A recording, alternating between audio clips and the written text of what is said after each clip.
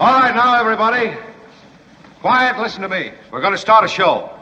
Now, some of you people have been with me before. You know it's going to be a tough grind, but we're going to have a show.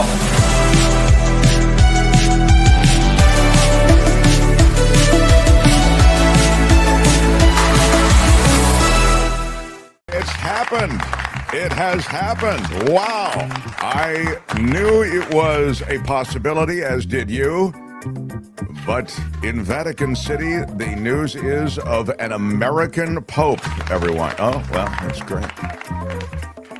And he'll have all that responsibility to bring the papacy into the modern age, as Francis did before him.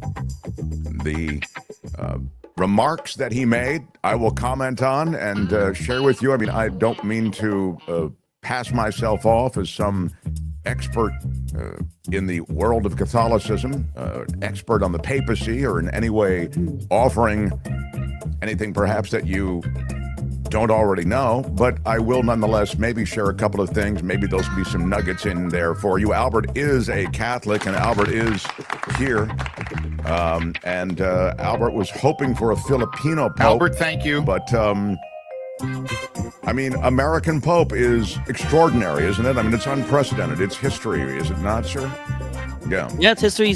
I heard he's from Chicago. He spent some time in Peru, but it's very interesting. I'd heard as well that, well, there are a lot of things, of course, and as Albert has just noted, they go back to Chicago and his roots and what he's said and how he's preached and what he's written to establish things that might define his papacy, right? And so Albert is right. They go back to Chicago, although it's unclear. He is an Augustinian, and Augustine was a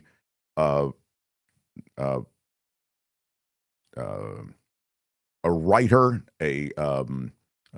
I think the Augustinian, what am I trying to say? The coat of arms, if you will, actually is a heart, I believe, with you can maybe find it for me, but I know that they're a devoted group of learned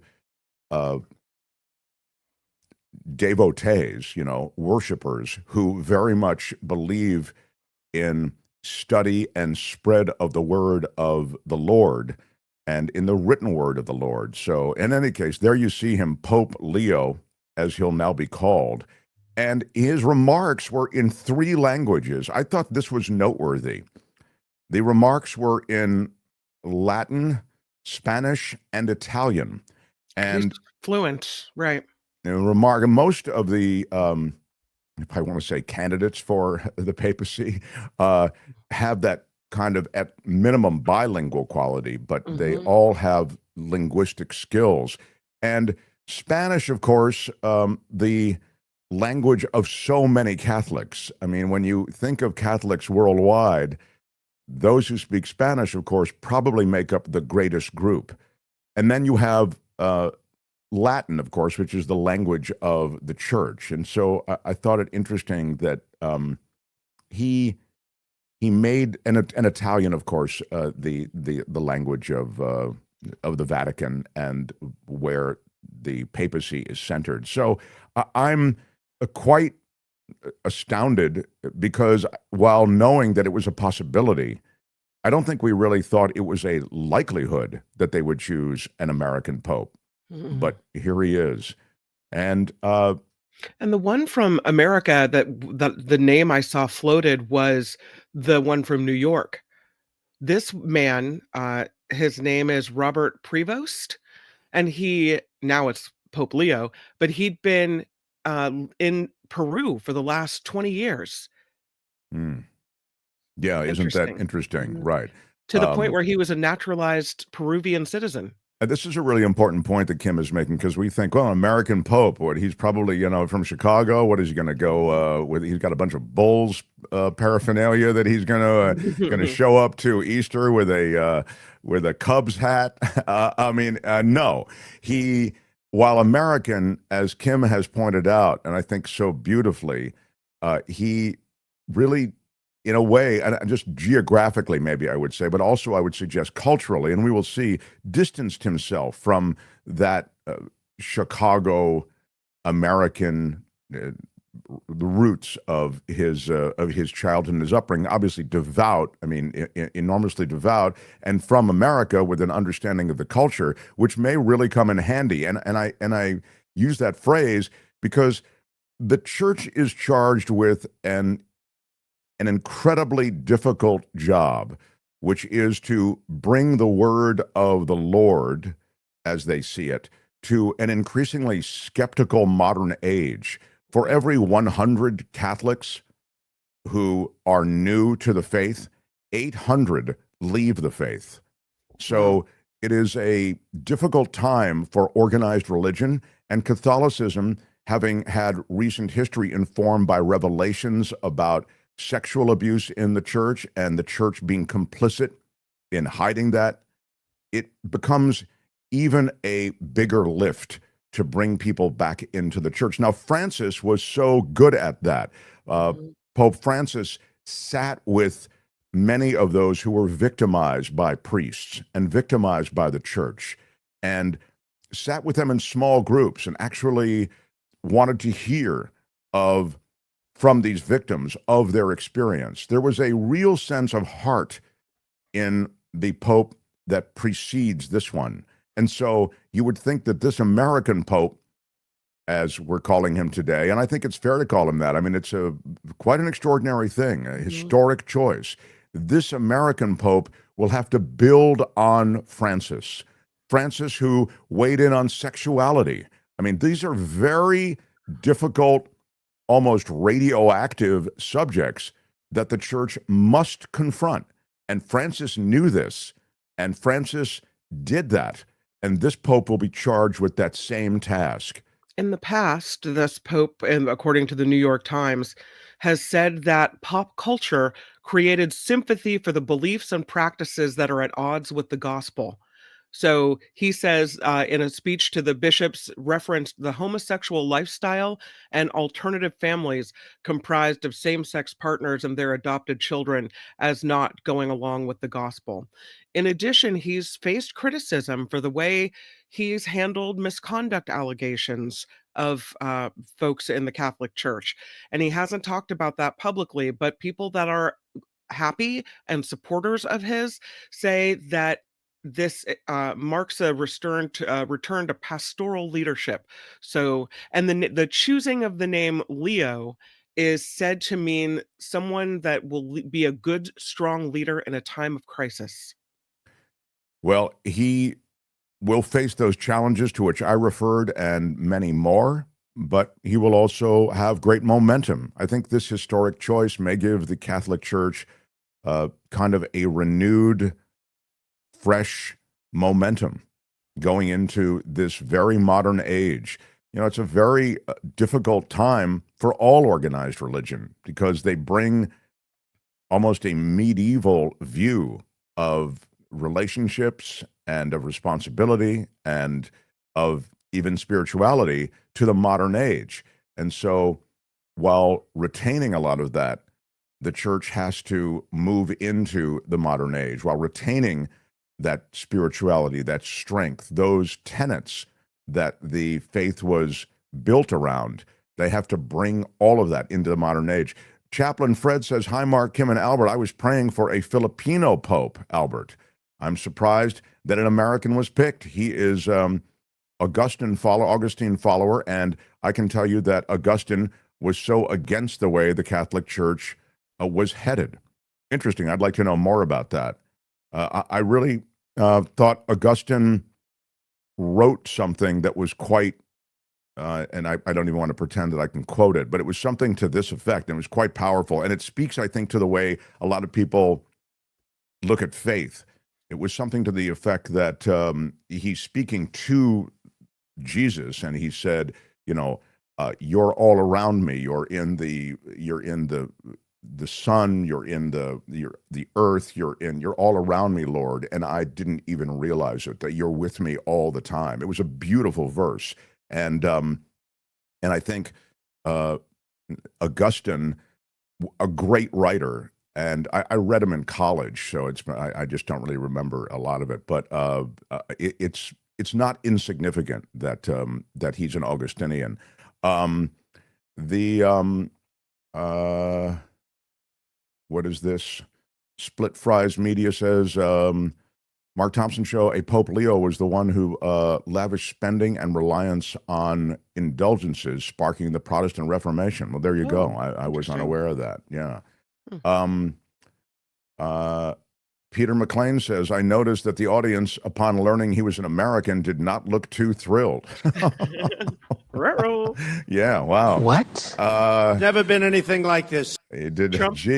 Trump came out today and said this is such a great honor to have an American Pope, and he looks forward to meeting Pope Leo, and it's going to be an amazing moment. And you know. No, that's great. And he's looking forward to making the Vatican the 52nd state. Yeah. Gee, wonder why being an American is unpopular, Peter. Yeah. Our brand has been damaged a bit, I would say. But anyway, Vilma says, a great day, new Pope Leo XIV, always very hopeful for change. Heavy trouble in the world that he spiritually leads. And kind of that's what I was saying, that this is a tough time. You know, you're taking on quite the spiritual whitewater rafting trip. And we'll see. So that's kind of the profile of the new Pope. We'll learn more in the days that follow. But he is he's making history. And the Vatican makes history with this appointment. And it's an extraordinary day in America because his roots do come back to this country. Albert, do you have any thoughts? I mean, I don't want to skip over the only Catholic in our crew. Yeah, disappointed we didn't get the Filipino Pope. I was hoping for that. It's going to take a while for Albert to get over that. We did see the flags in the crowd, the Filipino flag. So that was nice to see that we had some representation. But maybe next time, Mark. Okay. I'll be covering that.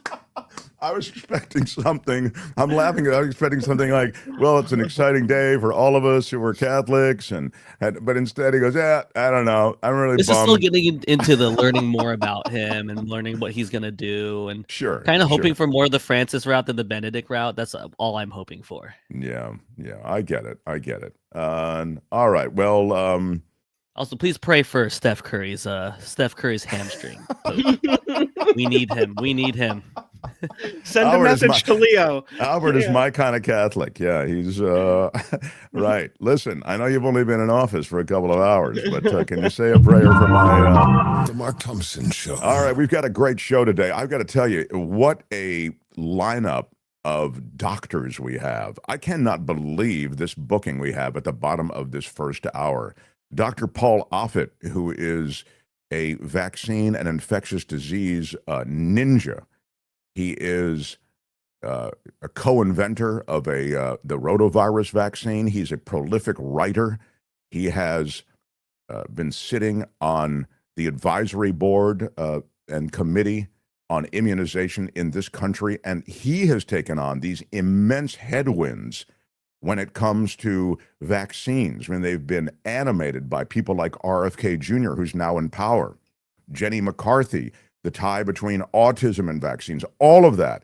We'll get into it with Paul Offit, who is, as I say, just a brilliant medical mind and makes all of these subjects accessible. That's at the bottom of this hour. So if you've been curious about anything related to vaccines and immunology and virology, please jump on or contact people who have that interest and let them know. Paul will join us bottom of this hour. And then we'll be joined by David Katz, who is the legal ninja, to talk about any number of things that are going on with the law. There have been some extremely controversial cases where the federal government has looked to intervene, Pam Bondi, on cases already decided. There's a case with a police officer and police officers who were convicted of the violent takedown, and I don't know what it was an extraordinary a scenario involving a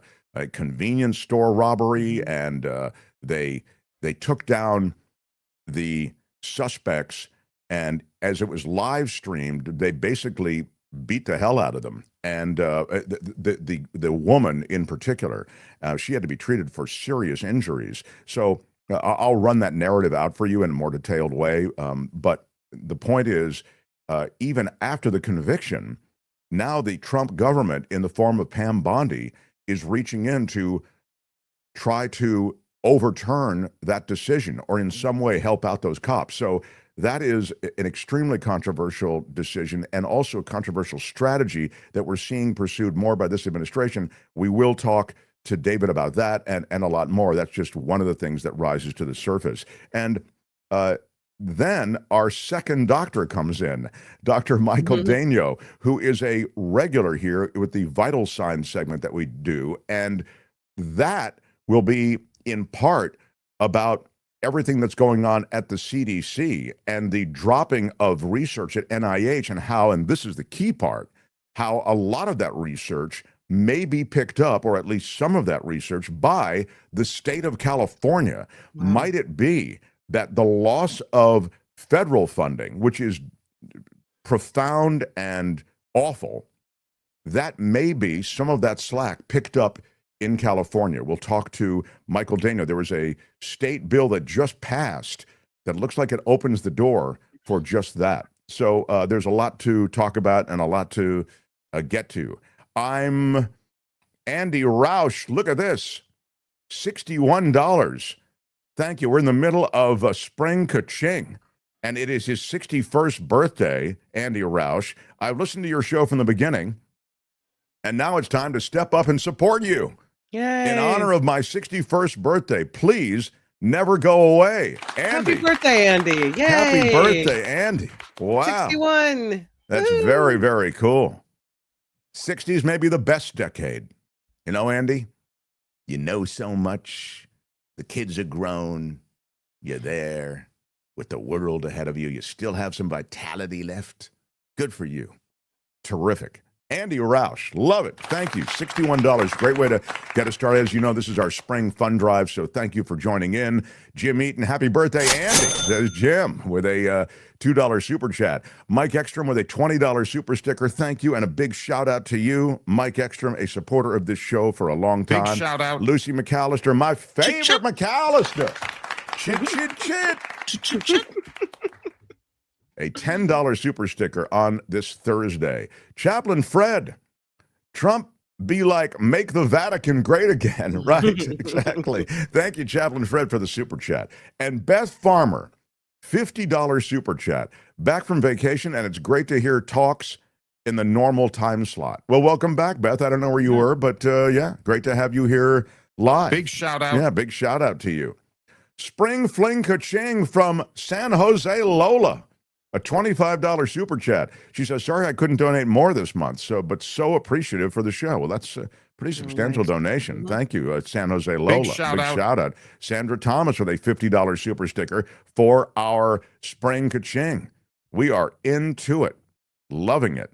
Thank you, guys. We've really, again, I'll try to limit my pitches for money to, 1 an hour, but it is spring Ka-Ching, and it is very important that everybody who values this show at least step up for us a little bit, because we are threatened by the drop in YouTube ad revenue, which has been devastating, honestly, to us. So that's the reason we come to you in the spring here, and we have this fundraiser going with the spring Ka-Ching. So thank you guys, all of you who have stepped up. In any way that you have. Patreon and PayPal also, of course, hot links to both of those on all of our videos and below this video as well. By the way, last thing, this is the very last thing.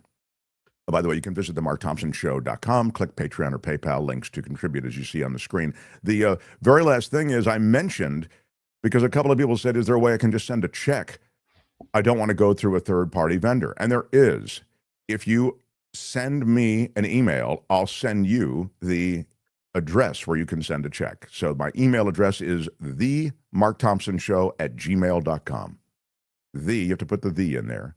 themarkthompsonshow@gmail.com. So thank you for that. Thanks, everybody, and let's rock it. Yeah. The Mark Thompson Show. Right on, everybody. Right on. All right, Kim, what do we have waiting to go here? Let me see. It's an embarrassment of riches today, really and is. I'll leave the legal stuff until David Katz gets here. And there is any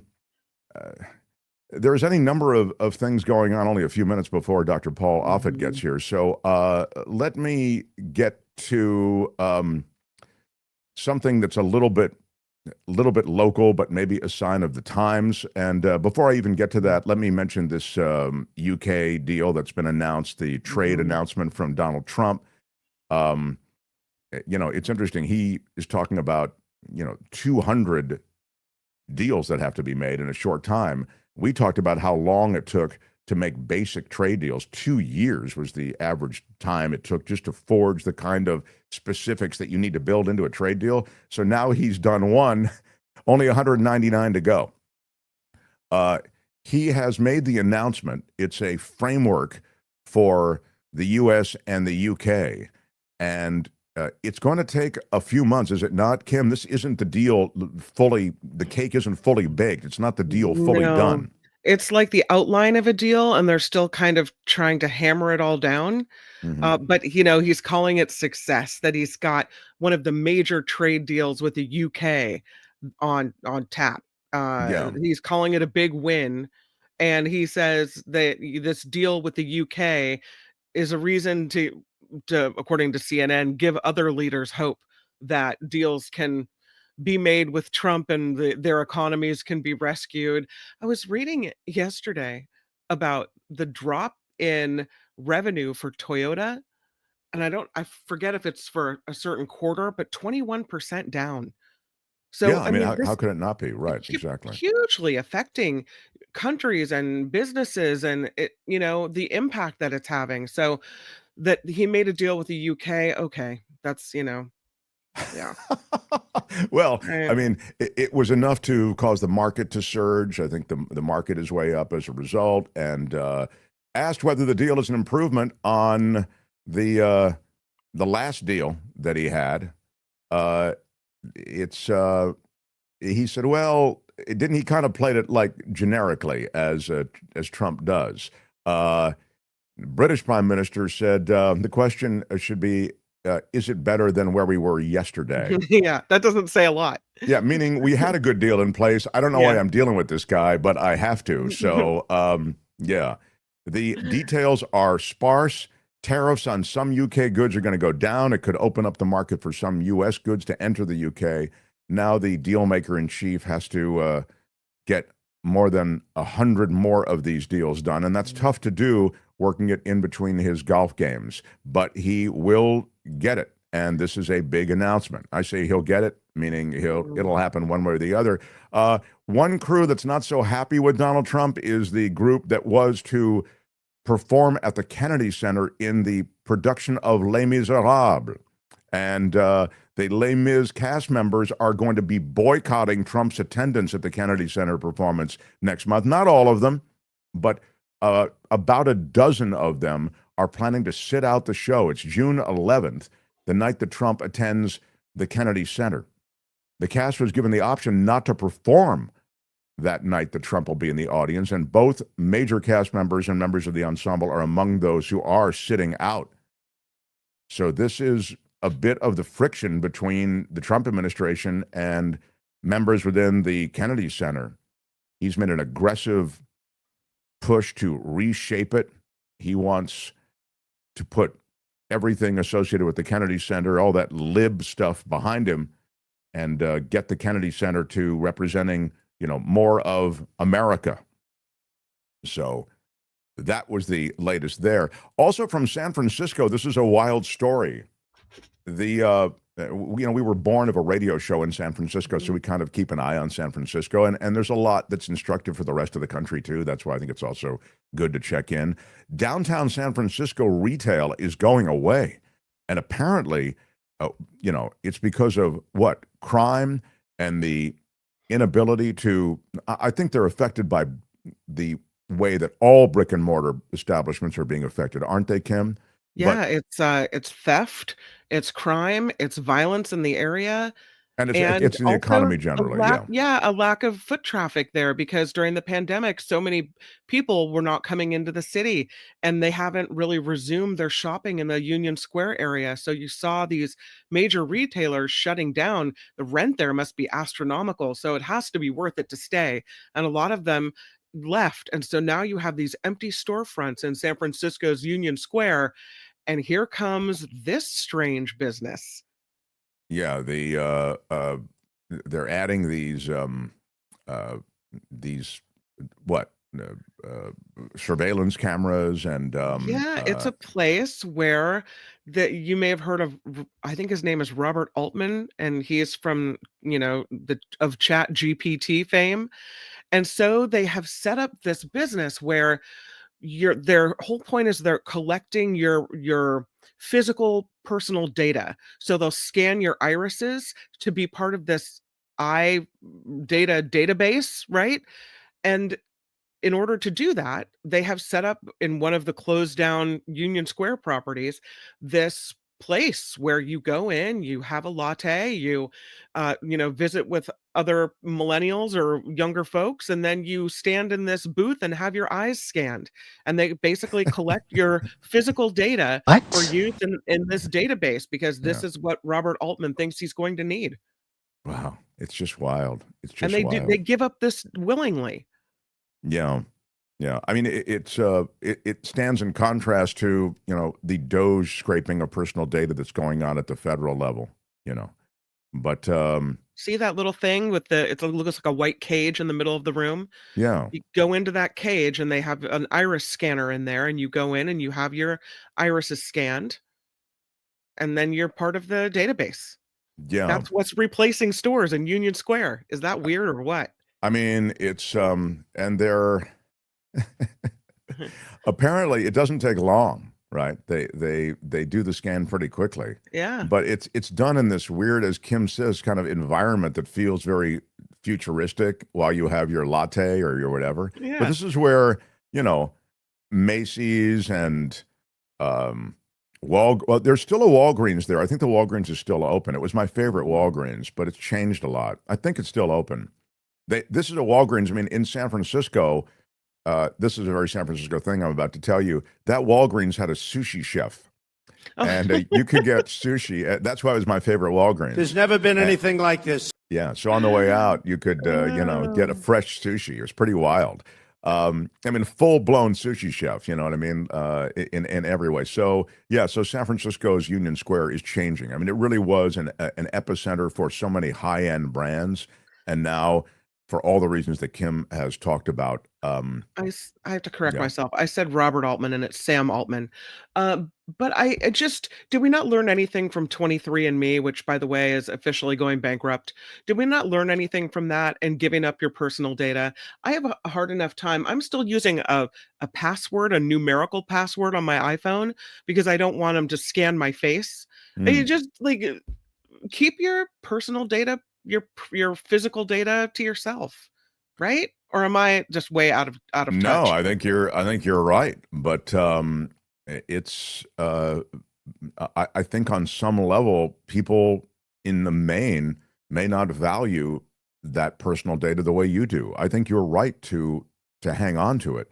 On the other hand, a lot of people got involved with, as you say, 23andMe and a lot of these, the upside, if you will, to putting your data out there and then cross-matching it with a lot of other data. You learn about yourself and you learn about the way you fit in, I mean, genealogically to, and it's interesting. Yeah. But your point is a good one, which is, once it's out there, be careful, This is interesting. Just really quickly, this is the whole point of having your eyes scanned like this, is so you can prove that you're human. It's also called the orb. And it's this cutting-edge verification system designed to prove to computers that you're a real flesh and blood human being by scanning your iris. Because in the age of AI, these types of tools are necessary, they argue, to prove that you're really Where are my weed smokers at? It does feel. Give us your iris information, like something that you came up with when you're baked. Yeah, but I get it. I mean, I always talk about that, even in sci-fi, that you can tell so much from that scan of your eyes. So these ocular scanning things are everywhere. In fact, if you are passing through airports, they take a picture of you. But if you're passing through airports using Clear, which is that kind of TSA plus, if you will, kind of gets you through more quickly, that's all retinal scan. So yeah, so it is out there. Anyway, that's if you want it, it's in San Francisco, and it's replaced Macy's, essentially. So you got it. The Mark Thompson Show. One of the ways that the Trump administration and Trump himself, it's really not the administration, personally, the Trumps have made a bunch of money. I mean, normally this in the old days would have been a conflict of interest on a substantial level, but not these days. It is with the cryptocurrency trading platform that they have established. And, it's interesting because you wouldn't think that this president, who was really down on crypto, knew nothing about it, would be so much at the center of this world of crypto and actually own a platform or be part of a platform. It's his son who is the partner with actually the son of the guy who's doing the negotiation in Russia right now. They own and manage the platform. And the platform essentially is, like I was saying the other day, this sort of Charles Schwab platform where you can trade cryptocurrency. Okay, so just like with Charles Schwab, they take a little cut on every transaction. So if the transaction is big, well, then the cut is a lot of money. And the Trumps are thought to have made tens of millions already from cryptocurrency ventures, not only the platform that I've just described, but also the coins that they have, the $ Trump and the $ Melania coins that they launched days before the inauguration. These were just ways to buy these coins that then would end up with money in the pocket of Donald Trump and the Trump family. Well, there is a new bill in Congress, U.S. senators, Democratic senators, Jeff Merkley and Chuck Schumer, new bill to directly target President Trump and his family. The bill seeks to ban the vice president, senior executive branch officials, and the Trumps, as well as members of Congress and their immediate families, from financially benefiting from issuing, endorsing, or sponsoring crypto assets like meme coins and stable coins. And again, these meme coins and stable coins are the very instruments by which the Trump family is enriching themselves enormously right now. The highest profile example was the one I gave you the other day, Abu Dhabi and the government of the UAE buying more than $1 billion worth of that crypto coin and doing it on the Trump platform. Well, they didn't need to acquire this coin for anything. They essentially are acquiring it for what will be a future expenditure. But by acquiring it, they immediately get in the good graces of the Trumps because they've done it on their platform. So this crypto world has represented an immense pot of gold for the Trump family. A new report by State Democracy Defenders Action estimates the president's crypto holdings now represent nearly 40% of his net worth. Wow. Almost $3 billion. Currently, this is the quote from Senator Merkley, who's one of the senators, as I mentioned, who introduced this legislation. Currently, people who wish to cultivate influence with the president can enrich him personally by buying cryptocurrency that he owns or controls. That is crazy. This is a profoundly corrupt scheme. It endangers our national security and erodes public trust in government. Let's end this corruption immediately. And it was just 2 days ago that Schumer and Elizabeth Warren actually wanted answers from Trump and the administration because reports emerged about what was said to be $1 billion business deal with this Trump-backed cryptocurrency and a foreign crypto firm. And the reason that this is sort of we want answers we can't tell is the very thing that makes it attractive if you're trying to shove big amounts of money to Donald Trump. It's untraceable in this world of crypto. Very, very hard to keep track of this. And so The senators wrote a letter in the Office of Government Ethics, and they said the deal, this is the deal for this crypto, the deal, if completed, would represent a staggering conflict of interest, one that may violate the Constitution and open our government to a startling degree of foreign influence and the potential for a quid pro quo that could endanger national security. Well, that's exactly what I was just saying. Of course it's quid pro quo. Why would the UAE be dumping all this money in to a crypto coin and be doing it on this platform were it not Trump's? So this continues, but even as it continues, I have to say this. Democrats are guilty of a different version of this, as you may be aware. Democrats and Republican senators and Congress people both can trade on inside information. They don't call it inside information, but they are party to all kinds of information through committee memberships on the Hill, etc. They know where legislation is going, and they are party to all of that. And then they buy stock or sell stock based on that information. It's an extraordinary thing, and yet it's legal. If you were to be a reporter or anchor on the financial news network, CNBC, you have to put all of your holdings in a blind trust, or you have to divest. Because what you say on CNBC can be seen by so many people. It could influence the market and positively influence your holdings. Similarly, you're getting access to a bunch of information because you are press and you're a reporter with CNBC. And so it is extraordinary that, to me, there are greater demands on a CNBC reporter or anchor to divest themselves of holdings or put things in a blind trust than we have on senators and congresspeople. It's ridiculous. Now, this is an administration committed, of course, to self-dealing and self-enrichment. So you're seeing all kinds of different vehicles and different ways in which that's being done. I mean, the first go-round, they at least tried to make it look like they weren't doing it. Now they're just all about it. As you know, Vietnam just greenlit a huge Trump project north of $1 billion. It's actually, I think, north of $1.5 billion for a resort there in Vietnam. That was in the back and forth to relieve the tariff pressure. So as we deal increasingly with an administration that is openly corrupt, in my judgment, there are calls to stop this, to pass legislation that would stop it. But even those who are making those calls to stop the legislation need to look at their own house, because Congress, to me, is a dirty game when it comes to self-enrichment also. So, but that's the latest on crypto coin and on that legislation. So, The Mark Thompson Show. Yeah, MoFlo says it right. The people who would make laws against it are all in on it. Exactly. That's now what's happening with my Dr. Paul Offit, Kim? I sent him a reminder. I'll check out and call him while you talk about space junk or, Elon Musk and how he's also enriching himself. How about that? Yeah, no, I mean, well, the Oh, look at this. Yeah, is Paul here? No. Oh, okay.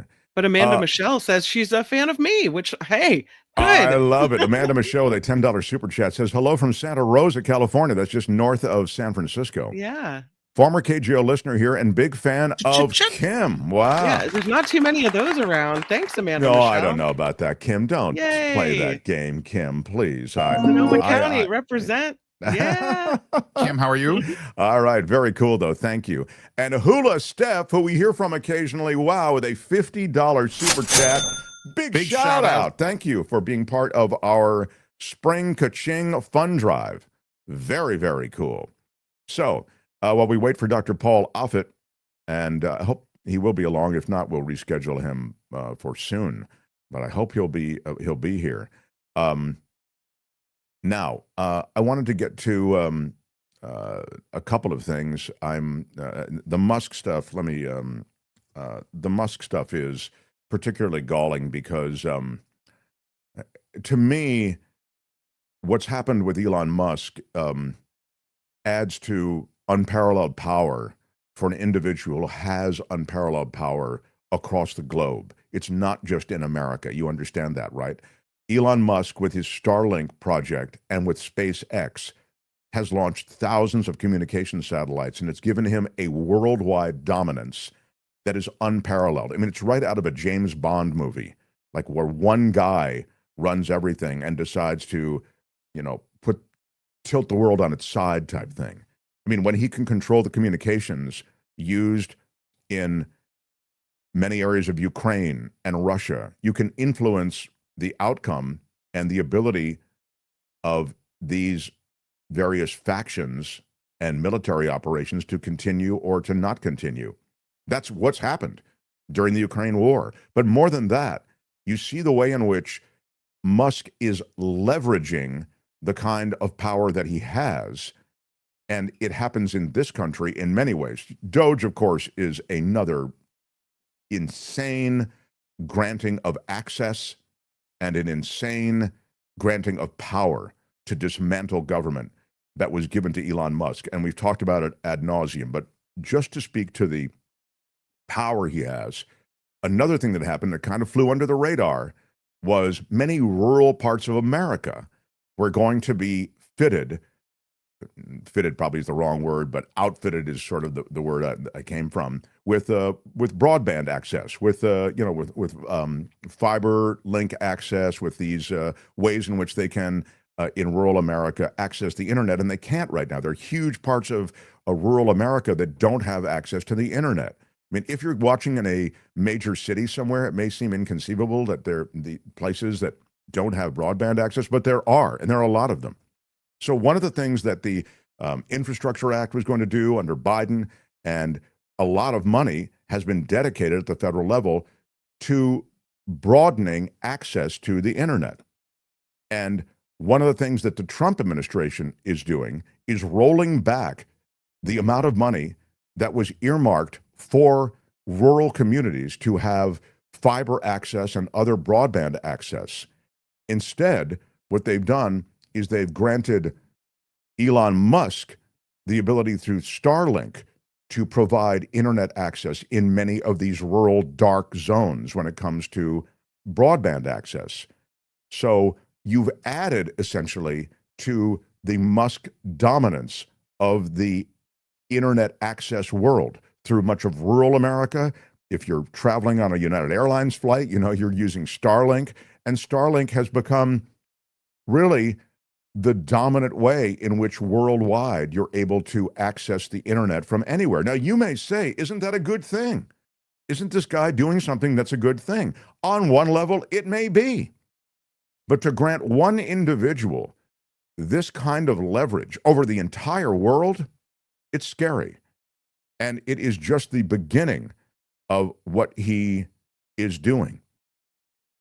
There are regulations and aspects to American government that affected Elon Musk that he's completely skirting now because he has all the leverage. The Trump administration killing federal research into pollution from satellites and rockets, including some caused by Elon Musk's space companies. It raises new conflict of interest questions about the billionaire involved with SpaceX and Starlink. The pollution, this is again space pollution in orbit around Earth, appears to be accumulating in the stratosphere at an alarming level. Some fear that it could destroy the ozone layer, potentially exposing some people to higher levels of ultraviolet radiation, or help further destabilize Earth's climate during the climate crisis.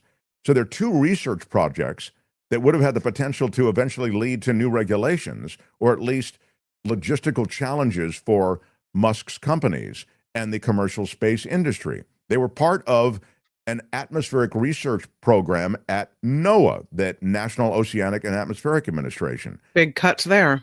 Exactly. Trump now proposing to kill all of that. The administration saying it is, quote, eliminating the federal government's support of woke ideology. But critics are saying, and it seems pretty clear, hey, you're protecting a prolific donor and political ally in Elon Musk. There is political motivation. And the executive director of the Public Employees for Environmental Responsibility nonprofit, which is filed a Freedom of Information Act request for emails around these projects, says, hey, there's a political motivation here. These are programs that the government wanted to build up. They had bipartisan support, and suddenly they're being gutted with no rhyme, reason, or adequate explanation. Ridiculous. Starlink's approximately 7,000 satellites provide broadband internet to largely rural customers, this is what I was saying before, who can't otherwise access service. Also communication services and internet access to governments and militaries. So this is part of the scheme, I'd suggest, for global dominance from Elon Musk. And again, it's not all negative. Having access to broadband in all of these different places is a good thing. But when you're killing off these programs that are vital to rural communities getting broadband access in another way, this is money that was already earmarked. And when you're providing an open door to Elon Musk, who has shown no respect for basic environmental regulations, environmental concerns, as you know, the EPA was suing him. He was in violation of basic EPA restrictions, having destroyed and harmed a number of different fragile habitats around his launches.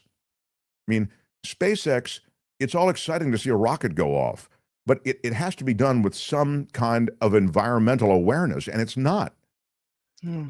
So yes, I just want to let you know we have Dr. Paul Offit. He's arrived. Oh my gosh, that's so great. My anxiety can now be quelled. So anyway, that's the story on Musk and on SpaceX and on access. The tremendous amount of leverage granted to one individual is a scary, scary thing. And to me, Musk has shown a recklessness and an ignorance about government, about personnel. And I think when you see that kind of recklessness played out in some of these other ways, it's a scary thing that he has that kind of leverage. So, all right, Dr. Paul Offit next. The Mark Thompson Show. It was great. I loved it. How would you handle this? We could try ignoring it, sir. Morning. You cannot say you love your country. Where are my weed smokers at? Stay at home and get baked. Right on, everybody. Well, this is a really an exciting thing for me and for all of us. Dr. Paul Offit is a pediatrician specializing in infectious diseases. You know him, I'm sure. Vaccines, immunology, these are the fields in which he is an expert. I mean, a worldwide expert. Virology and all of the controversies around immunization. He's the co-inventor of a rotavirus vaccine, and he is internationally recognized as the expert, an expert, I should say. I'm sure he'd be gracious and suggest there's a collaborative effort here. But when it comes to virology and immunology, he was a member of the advisory committee on immunization, and his books, Tell Me When It's Over, An Insider's Guide to Deciphering COVID Myths and Navigating Our Post-Pandemic World. He also has, he's a prolific writer, so he has a number of books, and we'll have links to his books under this video. Please welcome him, Dr. Paul Offit. Hello, sir. Welcome. Thank you very much. Oh my gosh, I'm very excited to be talking to you. And look, there's a lot here, and one of the things that I like about the work you've done and the writing you've done is that you take on some of the headwinds associated with vaccines and these controversies. You take them on straight up, and I love that, because I really have seen a level of disinformation that I would never see, thought that I'd see around health. And again, look, I'm vaxxed up, although I think I need a pneumonia vaccine, they tell me, and also a shingles vaccine. But the vaccines that really led the parade of controversy, I feel as though they went to another level with COVID. So I'm going to get you right into the conversation with that, please, and then we can also digress or move around. But can you just speak to the COVID-19 vaccine, the claims of RFK Jr., that he's not happy that there weren't double-blind studies made? I mean, I'm kind of doing a reducto on a lot of what he said, but there were double-blind studies done on COVID-19 vaccines, and the technologies, as I was reading, were well established. Of course. I think people see Operation Warp Speed as, which was probably badly named because it suggested that timelines were cut, or worse, the safety guidelines were ignored. Really, the mRNA vaccines really began in 1997 when people like Drew Weissman and Katie Carrico were funded by NIH. So it's more than 20 years of sort of the research of development, if you will. And then when SARS-1 hit, 2002, 2003, there were internal researchers at NIH like Barney Graham who were working on an mRNA vaccine for SARS-1, but the virus never came into this country. So by the time SARS-CoV-2 came into this country in January 2020, we were really fairly far along. Operation Warp Speed was really a production program more than a research and development program. And it was subjected to the same sort of large prospective placebo-controlled trials any adult or pediatric vaccine would be subject to. 40,000 people for Pfizer, 30,000 people for Moderna. I mean, I'm on the FDA Vaccine Advisory Committee. We looked at those data, and we got, by the way, 400 pages of data to review before each of those two vaccines. No, I know you read every page of that 400-page review. Right. So I'm not sure where he's going. RFK Jr. said that the COVID vaccine is the most dangerous vaccine ever made. He just makes it up. I'll get to the origins of COVID in a second. I want to get your impressions on that. But vaccine pushback, Dr. Paul Offit, is not a new thing, right? I mean, it goes back literally to the beginnings of vaccines. Yeah, back to the smallpox vaccine. That was the birth of the Anti-Vaccination League, and there was a picture by James Gilray in 1804 where you see Edward Jenner sort of standing among this group of people who are looking fearful, and he's looking disinterested while they are presumably taking on cow-like characteristics, like snouts and floppy ears and tails, because people were scared of this, vaccine, which really was derived from cows. The vaccine. The various vaccines do have different derivations and different technologies. I was reading about when it first happened, COVID, and the vaccine came out. I remember I choked down quickly, so I may be, there may be gaps in my recollections about CRISPR and the ways in which they do that mRNA re-engineering. It's a fascinating thing, but that's a very different kind of vaccine than, let's say, the polio vaccine. No, it's a novel technology. I mean, previously when we made viral vaccines, we did, for example, what was done with polio, take the whole virus and kill it with a chemical. That's the way the hepatitis A vaccine is made. Or you take a virus and weaken it by passing it in cells in a laboratory, like the measles, mumps, German measles, chickenpox, rotavirus vaccines are made that way. Or you just take one protein from the virus, and that's the way the hepatitis B vaccine is made, or the human papillomavirus vaccine is made. But it was always part of the virus. I think what happened here that was different is you weren't giving the virus or a part of the virus. You were just giving the gene, in this case messenger RNA, that coded for one of the proteins of the virus, in this case the SARS-CoV-2 spike protein or fusion protein, and then that mRNA would enter your cell and join about 200,000 other pieces of mRNA that are making the enzymes and proteins necessary for life, and for a few days it would make that protein, and you would make an immune response to that protein. One of the things that I think was lost in all of this, and maybe this is just my sense of it, you can tell me, was the fact that the landscape was changing when it came to what we knew about COVID, meaning how to treat it, how effective the vaccine would be in preventing transmission. All of these things seemed to be changing. The message around it was changing. There was a sense that was a get-out-of-jail-free card initially, that you'd get the shot and you wouldn't have to worry about getting COVID anymore. And then it was, well, it won't be that severe when you get it. It'll keep you out of hospitalizations, et cetera. And I ascribe that to the fact that there was and it was well reported that there was a mutation going on, that the virus itself was changing. I have two questions then. Please speak to that if you would, sort of the changing nature of the science, if you will, and what you're getting from the scientific community, what the public is getting, this kind of changing message.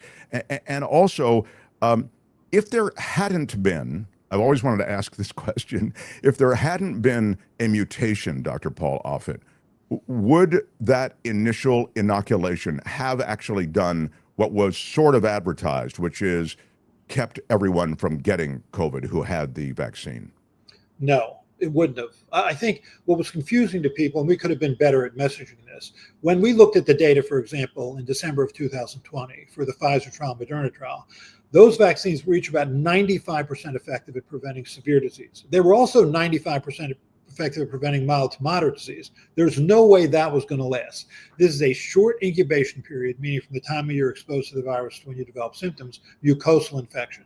So therefore, if you're going to try and prevent mild or moderate disease, you need antibodies in your circulation. But antibodies fade, so that by 6 months later, you didn't have 95% protection against mild or moderate disease. The reason you did in those trials is those were 3-month studies. People had just gotten their second dose of vaccine, so they still had high antibodies levels. And we should have said that right at the beginning. The goal of this vaccine is to keep you out of the hospital, keep you out of the intensive care unit, keep you out of the morgue. You might still get a mild or moderate infection, which isn't trivial. You may have a couple days of fever, have to stay home, and a hacking cough.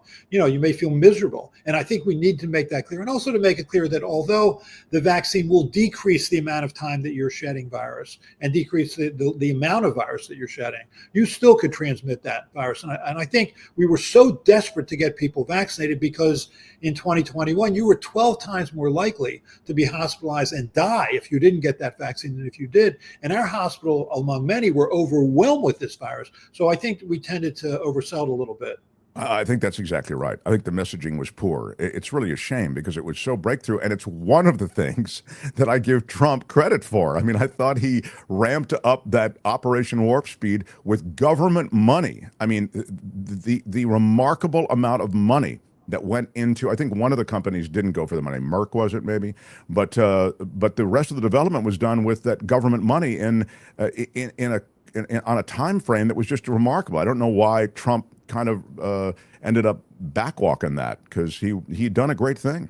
I agree. I think, I'm in my medical lifetime, which includes, by the way, the development of the polio vaccine, I think this was the most remarkable medical or scientific achievement in my lifetime. And it's amazing that he didn't take credit for it. He could have called it the Trump vaccine, but I think maybe at his heart, he's just a very modest man who doesn't like to put his name on it. That's it. Yeah, that's right. What were the origins of COVID in your view?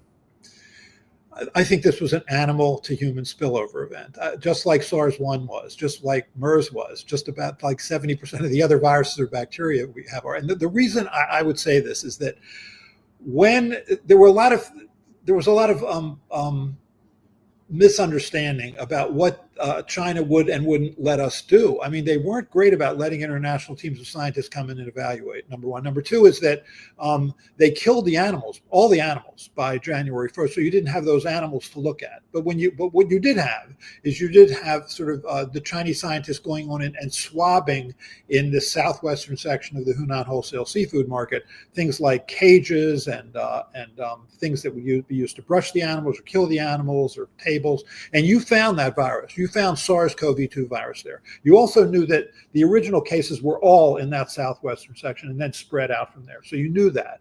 You knew it was also 2 separate lineages. So it was really 2 different viruses. And by the way, animal to human spillover events occur all the time. I mean, if you look, for example, in rural China, where people are living in sort of closer association to the bats, about 1 in 40 people in rural China will have been infected with the bat coronavirus. It just happened to hit in the right place at the right time to take off. But I think all the evidence is that supports the notion that this, like so many viruses, is an animal to human spillover event. It's true of Ebola. Ebola was a bat virus. Mpox is a rodent virus. HIV was human immunodeficiency virus, is a simian virus. So flu was a bird virus. So it's what you usually see. I think to say it was a lab leak is to say that something happened that has never happened before in human history, which is that scientists in a lab created a virus that went on to kill tens of millions of people. You need to have more evidence if you're going to claim that. What I like about the animal to human spillover event people, the evolutionary biologists like Michael Warby and others, is they publish their data in Nature, Science, Cell. So it's a scientific question. It has to be answered in the scientific venue or in the cauldron of a scientific venue. Submit your data for peer review, because otherwise you're just dealing with innuendo and conspiracy. Well, that's scientific data. My Uber driver is pretty sure that it was just somebody left the door open at the lab. Was it? I mean, you kind of described well. it was a constellation of things around the Chinese and their lack of transparency that frankly just it fueled suspicion, Paul. Exactly right. First of all, we shouldn't have had to have depended on a whistleblower, that ophthalmologist, to say that there was a virus that was circulating in China that was killing people. Two is they were that wet market in Foshan and Guangdong province in 2002, 2003 was the source of SARS-1, which also swept across the globe and killed or infected thousands and killed hundreds of people. It just never came here. But so you knew that they were selling the kind of animals that could be intermediate hosts between bat and human. You knew that happened with SARS-1 also in China. You knew that with this wet market in Hunan, in Wuhan, but it's the Hunan wholesale seafood market. You knew that they were selling animals illegally. You knew that they were in under sanitary or hygienic conditions. It was waiting to happen, and I just wish they had owned up to it very quickly, let international teams of scientists come in and see what was going on, and not kill all the animals initially so you lost that information. Again, yet another thing in that constellation of things, as I say, that just only breeds suspicion. So I want to move to another controversy which you've taken head on. As I say, that's one of the great things about your writing and what you've done. And I feel as though the scientific community could use more people like yourself. And I'm not just blowing sunshine because you're here, but I mean, we just talked about the fact that the messaging is troubled. It was troubled around the initial vaccine. It was troubled around masks and stuff. That whole thing. And you really had so much disinformation that a lot of the public just was looking to Fauci because he seemed to be the cut-through guy with some lucidity on things. And then even he was changing the message because perhaps of a changing landscape. But on autism and the tie between autism and vaccines, there has been this drumbeat, and it just gets louder and louder. And now you have in the highest position at HHS someone who is very much subscribed to that notion that autism and vaccines are linked. I don't even know what to say at this point. I mean, you can argue that it's fair to raise the question, right? My child was fine. They got a vaccine. Now they're not fine. Could the vaccine have done it? That is an answerable question. You can answer that question by looking at children retrospectively who did or didn't get that vaccine. Make sure you control for confounding variables like socioeconomic background, healthcare seeking behavior, medical background. That study has been done for measles, mumps, rubella vaccine 24 times. 24 times in 7 countries on 3 continents involving tens of thousands of children. The results have always been the same. MMR vaccine does not cause autism. He still thinks it causes it. So what are you going to do? He's an anti-vaccine activist. He's a science denialist. He's a conspiracy theorist. And he now heads the most important public health agency in this country. This is hard to watch. I mean, the anti-vaccine people have usually been sort of screaming from the sidelines. Now they're making policy. You wrote about the Wakefield study, the 1998 study. Wakefield is the high-profile doctor who helped to really fuel these flames of a connection between the MMR vaccine and autism. You do, as I say, write about it and knock it down. What were the problems with his study? Well, it wasn't a study. That was the biggest problem. It was okay. All right. 12 children, 8 of whom had autism within a month of receiving the vaccine. Honestly, he might as well have published a paper on, 8 children who developed autism within a month of eating a peanut butter and jelly sandwich. I mean, there was no control group. So we had no idea whether this was a coincidental association or a causal association. That can only be determined with a control group. Got the vaccine, didn't get the vaccine. So it should have never been published. I was published in an excellent general medical journal, The Lancet, and it was later retracted when it became clear that he actually had misrepresented biological data. He'd misrepresented clinical data. There were children who actually developed signs and symptoms of autism before they ever got that vaccine. He had a belief system. He was going to shoehorn data into that belief system, and he still holds that belief system. He still believes that MMR causes autism, and he pals around with RFK Jr., and they are, in the next few months, going to hold up some study that says, see, we were right. MMR causes autism. We've looked behind the curtain at the FDA and CDC. They've been lying to us all along. long, and then God help us, because they are going to go into that vaccine injury compensation program and do everything they can to try and compensate children who have suffered autism, period. And it's a fairly common disorder. So I really worry that in due time you are going to see vaccines that are going to become less available, less affordable, and even more feared. And we're already paying the price for that. I mean, you have a measles epidemic that probably involves about 3,000 people, has already killed 3 people, including 2 healthy children. That equals the total number of measles deaths for the last 25 years in this country. This is only getting worse.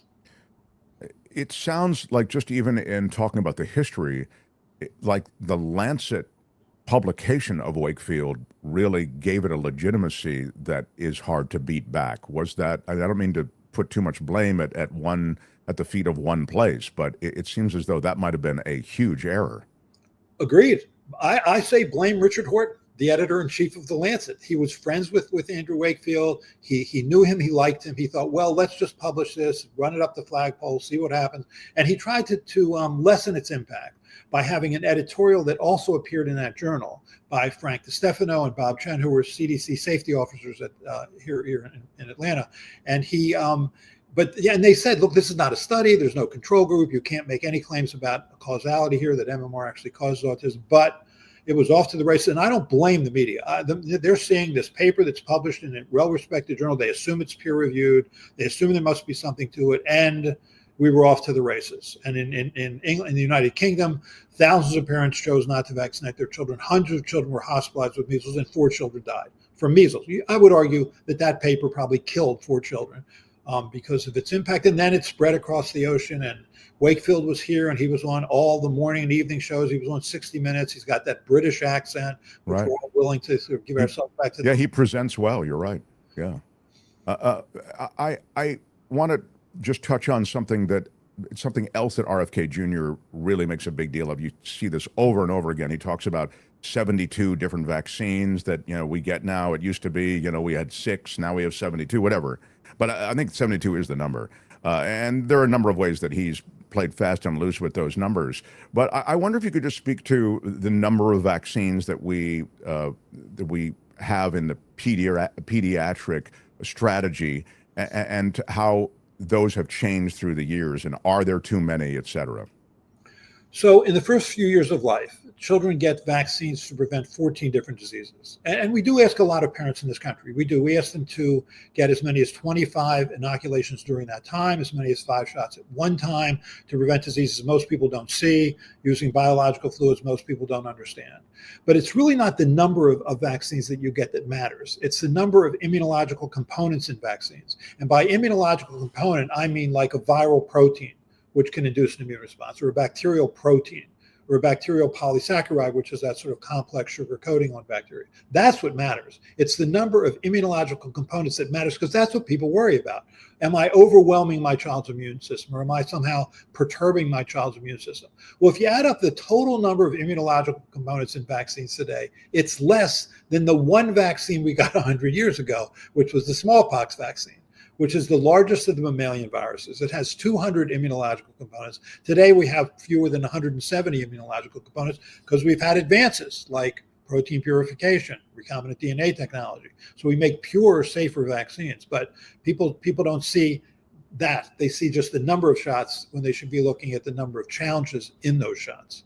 And so the number of shots is the right number in your view. In other words, you're comfortable with, I don't know what the number actually is. I know it's not 72, but you're comfortable with the number of vaccines that a child is given when they begin the vaccine protocol? Yes, because I don't want my children to suffer those diseases. And if a vaccine can be made that is safe and effective, then yes. I mean, my children are now in their early 30s, but they're not surprisingly fully vaccinated. Couldn't wait to vaccinate them because I don't want them to suffer these diseases. We have Kim says a question. I'm sorry, Kim, I don't see it, from Brett in the chat about Novavax vaccine. Is that it? Let me see if I can find it for you, doctor. What is your thought? Here, you can put it up. Yeah, you want to put it up there? What are your thoughts on Novavax technology compared to mRNA technology, and why it hasn't been approved for kids? Can you speak to this? What is Novavax technology? So Novavax has a purified protein approach, which they make using recombinant DNA technology. It's the same technology that's used to make the hepatitis B vaccine, the same technology that's used to make the human papillomavirus vaccine. So we've been using these vaccines, hepatitis B, for like 30 years. So it's a well-worn technology. In fact, most people, or I should say most, some people prefer that because it is well-worn, and they were concerned about mRNA because it wasn't well-worn. So it's a well-worn technology. The thing is, and I think it was a terrible term. The term is emergency use authorization. When these vaccines were approved, and I said this at the first committee meeting, can we have a different way to describe this? Because emergency use authorization sounds like we're doing this thing in a sort of slipshod manner. These vaccines were tested in the same manner as any vaccine would be tested, and we did it quickly, but we didn't do it any less thoroughly. And I just wish we had, and one of the reasons was Donald Trump gave $11 billion to a program to speed up production. I mean, I worked on a rotavirus vaccine for 26 years. It could have been a lot shorter if the government had given $11 billion to that effort. Yeah, that does really speak to it. I mean, these things and these programs are spoken of even by RFK Jr. And I hate to keep referring to him, but he's like he's now at the head of the parade in these anti-vax movements. And now he's in government, as you say, influencing policy. I mean, dictating policy. But he talks about the fact that, it takes 20 years to develop a vaccine. And one of the reasons it takes 20 years, you're saying, is in part because of funding and just the scientific process, which is, administrative and political and economic.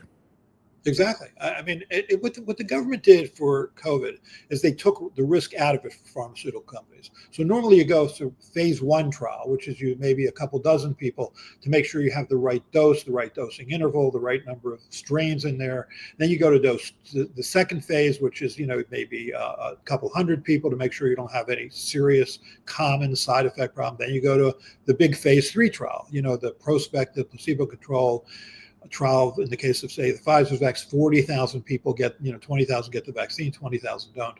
Then you build your manufacturer. Then you make your vaccine. You do it sequentially because you don't want to take a risk. If at any stage things go wrong, you're out.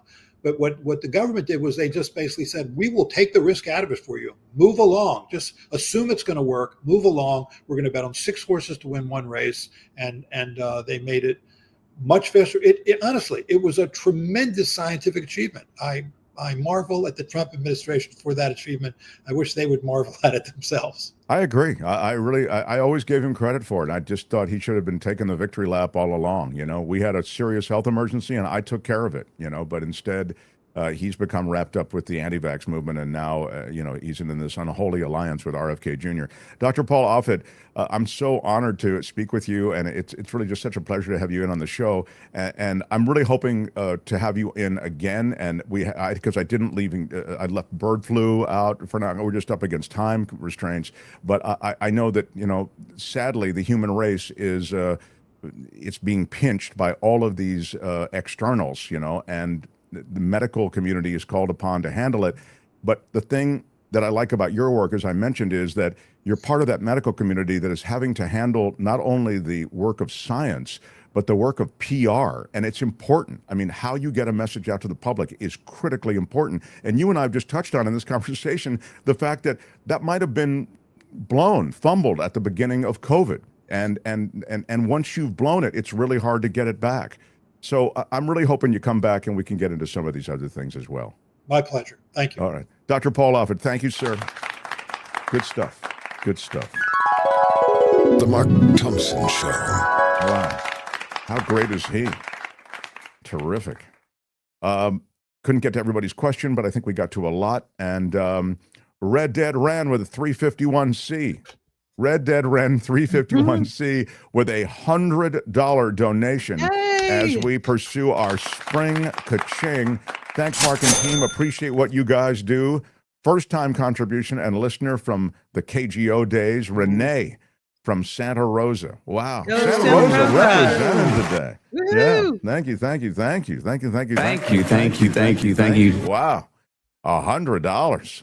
Man, good stuff. Thank you, Red Dead Ren 351C. Things are going well in the wine country. You can just call me Renee, right? Ray M. Hill with a $20 Super chat. Kim, my favorite McAllister. Oh, it's on now. It's on. Thank you, Ray. Oh, Ray. Wow. Well, big shout out. It's good that nothing wrong with having her be. Look, I've got my favorite. Lucy, you can have your favorite. Kim. Ray's got my back, even if you don't, Mark. That's right. Thank you, Ray. Thank you, Ray. Appreciate that. Nick Davila. Come on, Nick Davila. Let's put a little Ka-Ching in our spring $25 super chat. Thank you. Big shout out. This is our big spring fund drive, and Nick Davila is right in the middle with it. $25 contribution. Thank you, my friend. Really, really cool. Hey, we're way up against the clock. I don't know how we're going to get this all in. We've got to go right to David Katz. We'll go to David Katz, and we're going to have to maybe make Katz a little more, trim Katz a little bit today. And because we have another doctor waiting, don't we? Yeah, Dr. Michael Daignault. So we'll, not here yet, but yeah. Okay. Yeah. Without any further delay, let's get on to The Mark Thompson Show. This man, one of the great legal analysts across the English-speaking world. You can hear him on London radio. You can hear him and see him on Fox News Channel, on News Nation, on New Zealand and Australian TV. I've seen him everywhere, and we're so lucky that he spends Thursdays with us for a short time. How about it for the great David Katz? The former federal prosecutor. Now he is a defense attorney in Los Angeles. And wow, David, tell us about this case with the cops using what was demonstrably, it seemed, over-the-top violent takedown of this woman in this convenience store robbery. And then the hand of the federal government coming in after the conviction to try to have a place at the table as to what's going to happen to this cop. Well, it's anomalous, and in my opinion, it shouldn't have happened. This was directly political. This was a new United States attorney picked by Trump, who came in and basically is making very little, making a misdemeanor out of what was a felony jury finding. So the background of it is that there are two police officers, two sheriffs who show up in Palmdale. Palmdale is a kind of it's an exurb, you might want to call it that, of Los Angeles, near Lancaster, that area, very northern LA County. I raise that because it brings up the question whether this case should have been prosecuted in state court and whether in the future it will be prosecuted in state court. But it might have seemed to the DAs a little bit like charging those cops in Simi Valley. Certainly, looking at it back during the Biden administration, it certainly seemed to make more sense to bring the case in federal court, which is where it was brought. Now, of course, that means you have a downtown jury, because we only have federal trial courts in all of big Southern California, in Santa Ana, in Orange County. Not a good place for a case from Palmdale. Also out in Riverside, where it doesn't belong at all either, or downtown Los Angeles. So you get a downtown Los Angeles jury. Having said that, or you get a cross section of the Los Angeles community down in Los Angeles. But having said that, remember, the government has to prove its case beyond a reasonable doubt, and it did to 12 jurors who all found this sheriff, I think he is, guilty of felony civil rights violations. He and another officer show up in Palmdale. There's a report of a robbery. The other officer is not charged with having done anything wrong. The other officer, his partner, manages to handle this whole situation without any violence or any violation of anyone's civil rights. But this one officer, who's been found guilty unanimously by the jury, he gets out there. The woman is not committing a crime in his presence. He has no specific knowledge that she's somehow involved in this robbery. Maybe she is. I mean, the robber seems to be around there. This woman seems to be around there. That's about all that he knows. It's obvious that she acts in some way that displeases him, but not by hitting him. She makes no physical contact with him, Mark. She doesn't try to run away. He throws her to the ground and clearly, in my opinion, injures her, which is what the jury found. Now, Trump's new U.S. attorney comes in there, and this U.S. attorneys, I just want to stop for 1 minute because it's interesting. We put the U.S. district judges who have life tenure through a Senate confirmation hearing, but we don't do that with U.S. attorneys.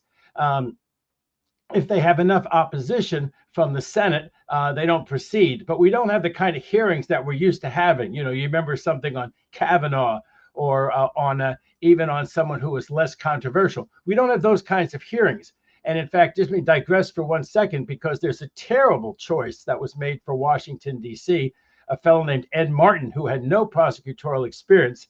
And my old friend, Senator Adam Schiff from California, among others on the Judiciary Committee, among the Democrats, were trying to at least have a hearing because this Ed Martin seems so clearly unfit for that job. Anyway, he's just been withdrawn. Well, so he was one of the he defended a J6, I believe, wasn't there? Were J6 That's defendants. his only court experience. He's never been a prosecutor, state, federal, local. Wow. He's going to be made the chief prosecutor in the nation's capital. One of the, along with New York and Los Angeles. That's the premier, U.S. attorney post in America. And his only experience, and I'm not making this up, in court is representing vociferously and not in a way that most intelligent attorneys would have some of these J6 protesters. Anyway, so this one who just came on, this U.S. attorney, that as someone who does this kind of practice, I have to live with Mark for the next few years. But he's brought on with no Senate confirmation hearing and Senate confirmation hearings. And one of his first acts is to take a look at this case. He's only been in office for a month or so. One of his first acts is to take a look at this duly found guilty officer for federal civil rights violations and for battery on this woman. And he pepper sprayed her twice in the face, threw her down. It was when I read the description of what happened. It's pretty, and there's video of it, David. It's startling because without a video, it's very hard to convict any kind of police officer or sheriff, no matter what the witnesses say. But yes, you have video on top of everything else. So when he comes into office, two things happen. Number one, the defense attorney challenges the conviction and says that you should enter, you, the federal judge, a judgment of acquittal. You heard the whole case. The jury was way out of line. They didn't follow the instructions. This man was actually not guilty beyond a reasonable doubt. You heard and saw it all, Your Honor. You should throw the case out. And a very conservative federal judge named Stephen Wilson, who had this case, certainly not anybody who's pro-criminal defendant, I should say pro-criminal defendant unless it's a police officer, but certainly nobody would argue that he was in any way biased or prejudiced against the police. He would have been a great choice for that police officer or sheriff. But even this judge says there's no basis for me to enter a judgment of acquittal. I sat here this whole time. She didn't strike him. She didn't resist arrest. She didn't try to run away. You didn't see her. You didn't see her participating in any crime yourself, police officers. And as I say, the other police officer who was there managed to handle the situation completely appropriately, whereas this one cop seems to have violated federal civil rights and beat and pepper sprayed this woman. So after that motion is denied, all that's left to do is to go to sentencing. Well, before they go to sentencing, this new U.S. attorney issues an edict that they're going to knock this case down to a misdemeanor, comes up with a new plea agreement. In a plea agreement, especially in federal court, they describe in some detail the factual basis of the crime that the defendant is supposed to be pleading guilty to. And this factual basis is all different from the facts that are presented to the jury. Now, he hasn't struck her, she hasn't been injured.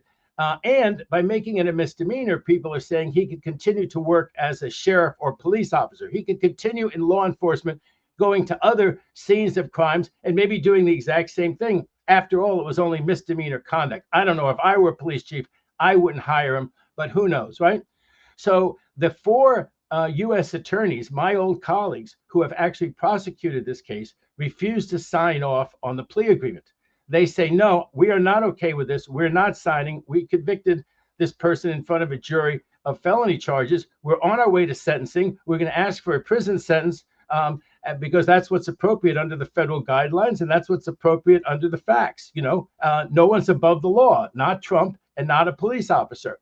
Well, they won't sign, and it escalates, and they all resigned over the weekend. All four of them resigned from the U.S. Attorney's Office, which is a big deal because you might go out and get another great job. I mean, everybody who could get the job of being an assistant U.S. attorney in the first place and who then has this wonderful experience of trying federal cases is very employable. So they're all going to be employed. They're going to land on their feet. But it's obviously a big statement, Mark, that they go in there and say, I will not sign, and I'm leaving this job that I love, the U.S. Attorney's Office, rather than be your henchman or henchwoman. Well, they find a fellow, and as God would have it, I've had this attorney on a big federal case of mine. So I don't want to get into too much detail about him, but his name is Robert J. Keenan.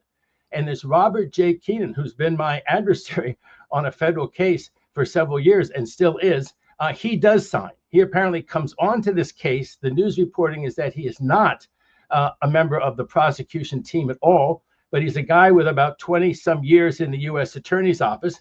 And we can all conjecture that he believes this was the right thing to do, that he's ambitious, that he doesn't want to leave the U.S. Attorney's Office and, think about, where his pension stands and his benefits stand at this point. But this Robert J. Keenan does sign off. And so his signature, along with the new United States Attorney himself, are on this paperwork. And the judge, when this whole thing blew up in Monday's LA Times, this Judge Wilson's federal district judge with life tenure like the rest of them, he orders a response from the government in a week whether the judge has the power to do this. Now, we talked about this with the Mayor Adams case, when all of a sudden Trump comes in and decides to dismiss the Adams case. And we talked then about the fact that they could have dismissed the Adams case, so said the Department of Justice, two ways. One is with prejudice, which means it can't be brought up again. And the other way is without prejudice. And the district judge said, no, you can't do it without prejudice. You can't hold this like a sword of Damocles over the mayor of New York's head. You dismiss it with prejudice. But the reality is that since the government can dismiss a case, whether it's going to jury trial or not, they can dismiss a case, in my judgment, at any time. And it doesn't change the fact that there is a verdict. They say, we are not going to prosecute the case anymore. And then the district judge, because of the separation of powers, they're not in the prosecuting business. They're in the judging business. So at the point that the prosecutor says, we will not prosecute. So if this Judge Wilson turns around after getting these legal briefs and says, you know what, I really cannot live with this misdemeanor disposition. I can't live with it. I can't approve it. The government, I expect, will turn right around and say, okay, then we dismiss the case in its entirety. We won't prosecute it at all. Wow. That's extraordinary. It really is.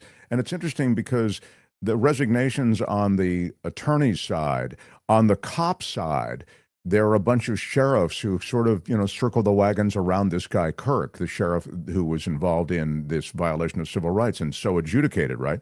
And so it is a legit controversy. And it's weird how the cops just protect their own, despite the fact, as I say, there is so much evidence here, video and otherwise, that all of these things that are reported to have happened and argued to have happened by prosecutors actually did happen. And it just leaves us in a really sad place, as you say. Go ahead.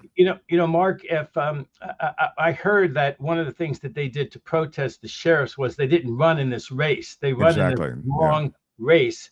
And they didn't run in the race this year. Well, okay, they didn't run in the race this year. I mean, if they don't do their jobs, what's really their job description? I mean, they're insubordinate and they're subject to discipline. And the idea that the police and the sheriffs don't do their jobs. Now, they do tend to work on cases with the U.S. Attorney's Office. You have the FBI, then you have agents from DHS, then you have the IRS in, tax cases. You have several other agencies. But, the way things shake out, you do end up working as an assistant U.S. attorney with the local police and with the sheriffs. I had the first-degree murder of a postal carrier. I got the postal carrier convicted, and I worked with LAPD homicide. And that's why I was so surprised. This is before OJ. I was so surprised in OJ that, they were talking so much trash about LAPD homicide, because the ones that I worked with, they compared favorably to the best FBI agents or anybody else. But you do work with them a fair amount. But the idea that they can boycott your cases or they won't work on your cases, I mean, at the end of the day, the sheriffs have to live with the prosecutorial decisions. So I think if Harris had won the election, I think that this never would have happened. I think this was a blatantly putting your political thumb on the scale. This is part of, what did Trump say? When you guys arrest them, arrest them hard, throw them in the back, throw them hard into the back of the police van, throw them hard into the, this disrespect for our rights. The police have to, that's the great thing about our country. Every authoritarian country has the police who are not held to account. Every authoritarian fascist country has cops running wild. In our system, we have the rule of law. It applies to presidents and it applies to police officers and sheriffs.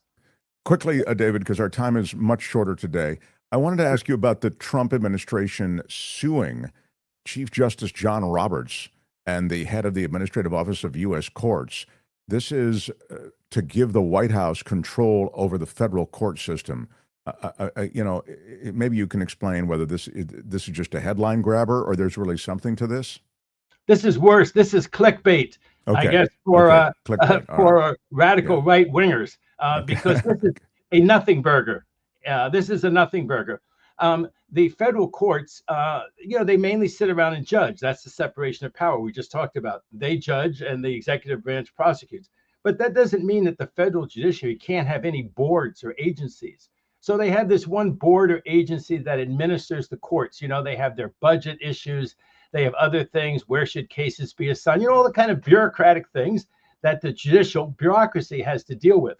And so the way that this came to the fore is we have something called the Freedom of Information Act, so-called FOIA.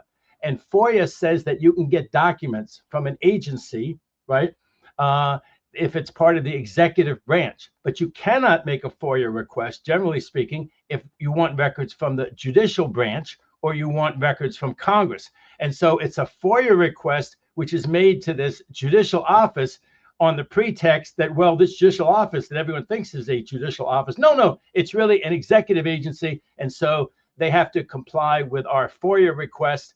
Chief Justice Roberts has some brilliant clerks over there, and some brilliant clerk wrote back and explained what I just said more eloquently than I did, and said, no, we are not turning over any documents because we are not an executive agency. We are a judicial agency. Deal with it.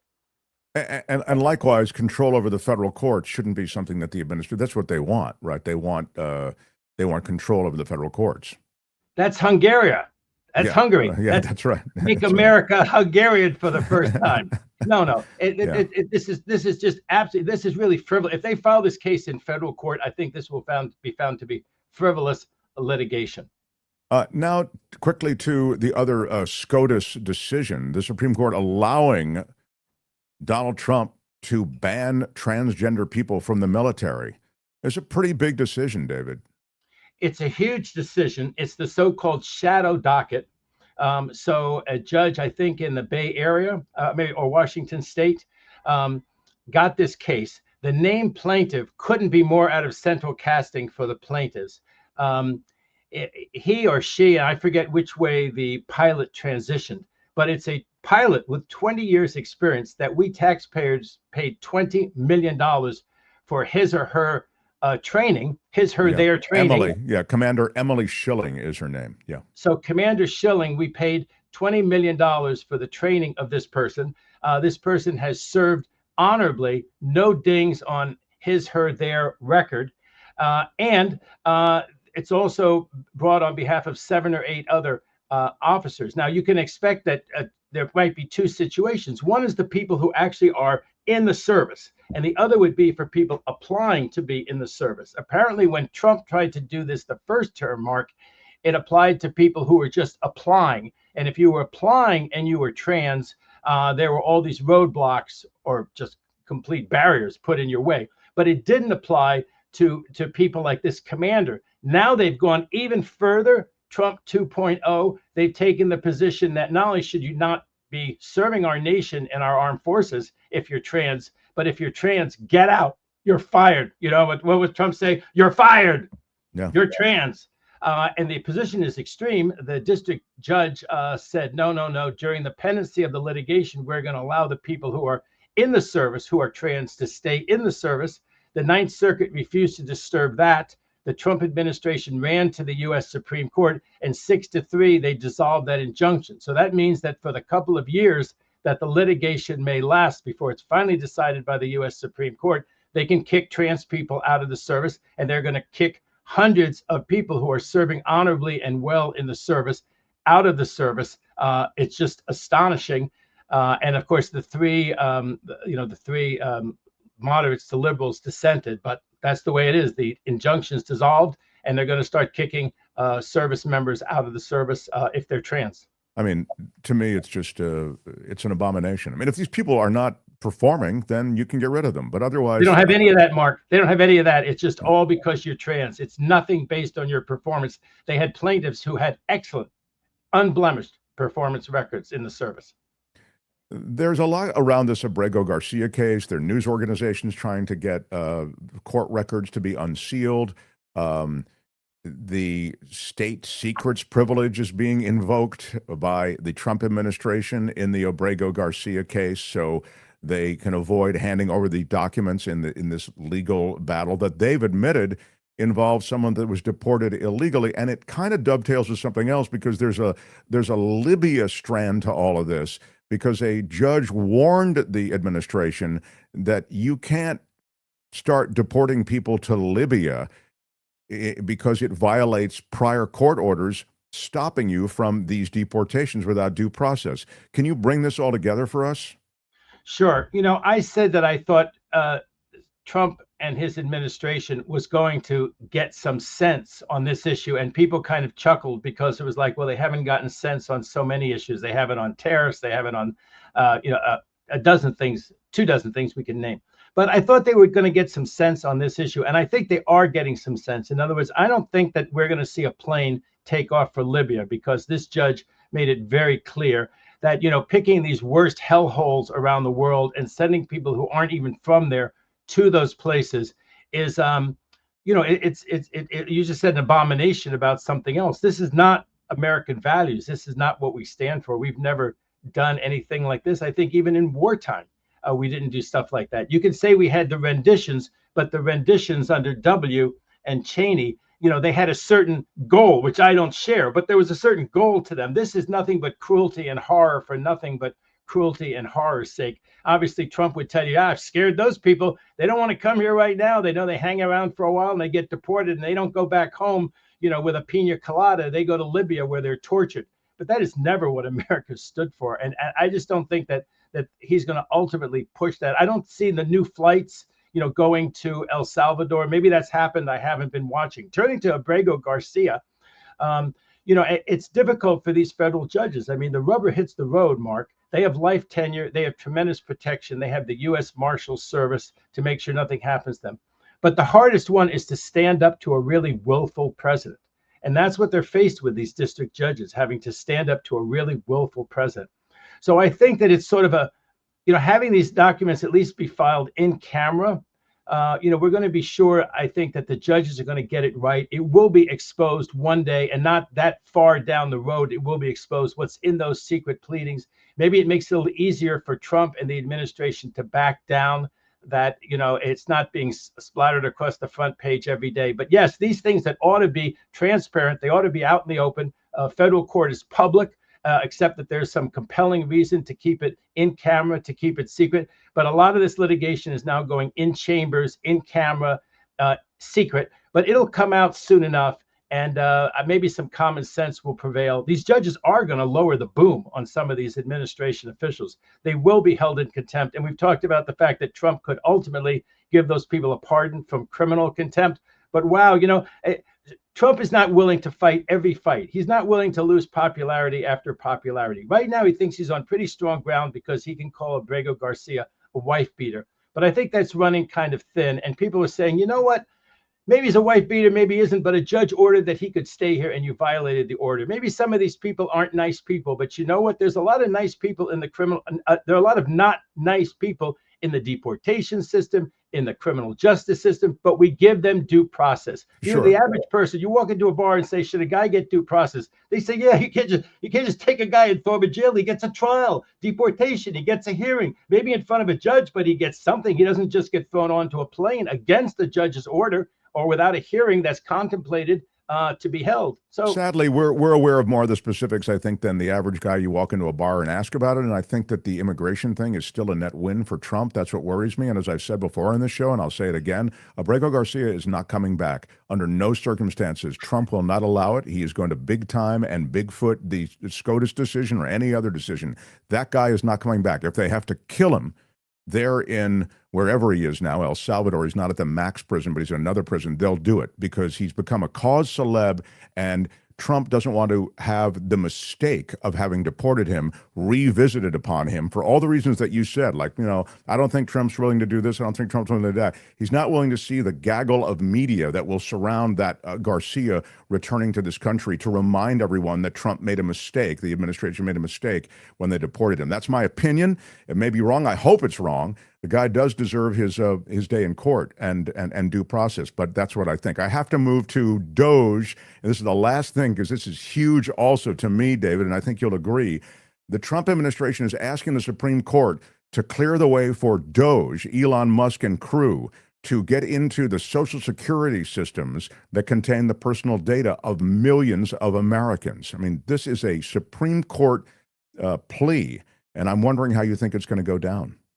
Well, my Katz record on the Mark Thompson show is pretty amazing, and you can't. It's no streak. Even Pete Rose, after 44 games, right, struck out the next game or didn't get a hit the next game. That's all streaks end. All streaks end. So maybe my streak will end on this prediction. I think the Supreme Court will rein in Musk and will rein in DOGE's access to Social Security and other computers. This is a whole level of risk. I mean, just think of what the possible scenarios are. That he's basically, he and his minions have got, a perfect mirror of what's in government computers. That he knows everything about you, me, and U.S. Supreme Court justices and anybody else that you can think of. He knows everything that should be kept confidential. He knows our health records. He knows how much money we made 15 years ago. He knows what tax exemptions we took. They know who's legally and illegally in the country. They have all kinds of other personal records in there. I just don't think the Supreme Court will stand for it. I think you have 3 votes who think it's an outrage, and then you'll have some of the 6 who think, that libertarian thing, that thing of rein in the government a little bit. Do we really want this much dissemination of personal information? And what's the upside? They're not voting against Trump. They'll feel like they're voting against Musk. And, Musk is back with his car company, Mark. I don't think Tesla can be saved anymore. You've dumped your Tesla. All right-thinking people have dumped their Teslas or let their leases go back. I think that was always an incredibly foolish economic move, whatever it was by Musk. The guy should get back to engineering. It was what he did with the Tesla network of charging really transformed electric vehicles. It was a great asset. I mean, I try to give the devil his due on that, but he is out of control. He is reckless. I think he is a pernicious force in America right now and in the world. And it's scary. Who was buying his cars in America? People who cared about the environment, people who were, for lack of a better word, moderate to liberal, who were green. He did everything. This was I always said he must have gone short on Tesla. We're going to find out somewhere that he went short on Tesla because everything he did was so designed to destroy the value of that company that he didn't see that coming. So we're going to find out. I don't know if he's gone short on him. I mean, he was on the White House lawn pitching Musk him. Has the last laugh. Can you go that he short? Was pitching him like Cal Worthington on the White House lawn. There's no inspectors general. He's handicapped the SEC so much. It'll be the insider trade of all time, and he'll plan to get away with it. Stay tuned. Just give me the truth tells me Musk is not an engineer. Okay, well, whatever. He should get back to whatever if he's not an engineer. David, thank you so much. Love our time together, and I'm looking forward to seeing you. You're everywhere, man. You're on Fox News Channel. You're on News Nation. You're everywhere. So please. Well, I like the news, Mark. I like the News Nation one because they do let me say my piece on that. I'm usually up against somebody who leans right. I lean moderate to left. And we have a really good discourse, and they let it happen. It wasn't like when I was on Fox with Laura Ingraham back in the day when she cut me off and made snarky remarks. They let me have my say, and it's usually a good interchange. It's on the weekends, usually Saturday, Sunday, around in the middle of the afternoon, News Nation. David Katz, thanks, my friend. See you next Thursday.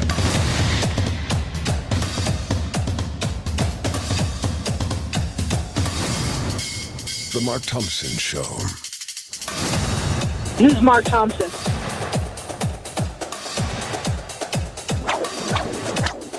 Feels good. When they raided Mar-a-Lago, God didn't like that. Right on, everybody. We're in the middle of Spring Ka-Ching. It's our spring fundraiser. I'll get back to it if there's time at the end of the show. Recognize all those people who have ridden to our rescue as we're in something of a fiscal crisis on the show because of the loss of ad revenue, no other reason. But we'll get more on that in a bit. Right now, without any further delay, we do love delaying, but I've delayed with this guy too long today. He is part of our regular group that comes through and educates on so many different things. We do it in a segment we call Vital Signs. Looking for some good medical advice? Supposing you brought the light inside the body. Let's hear what a real doctor has to say.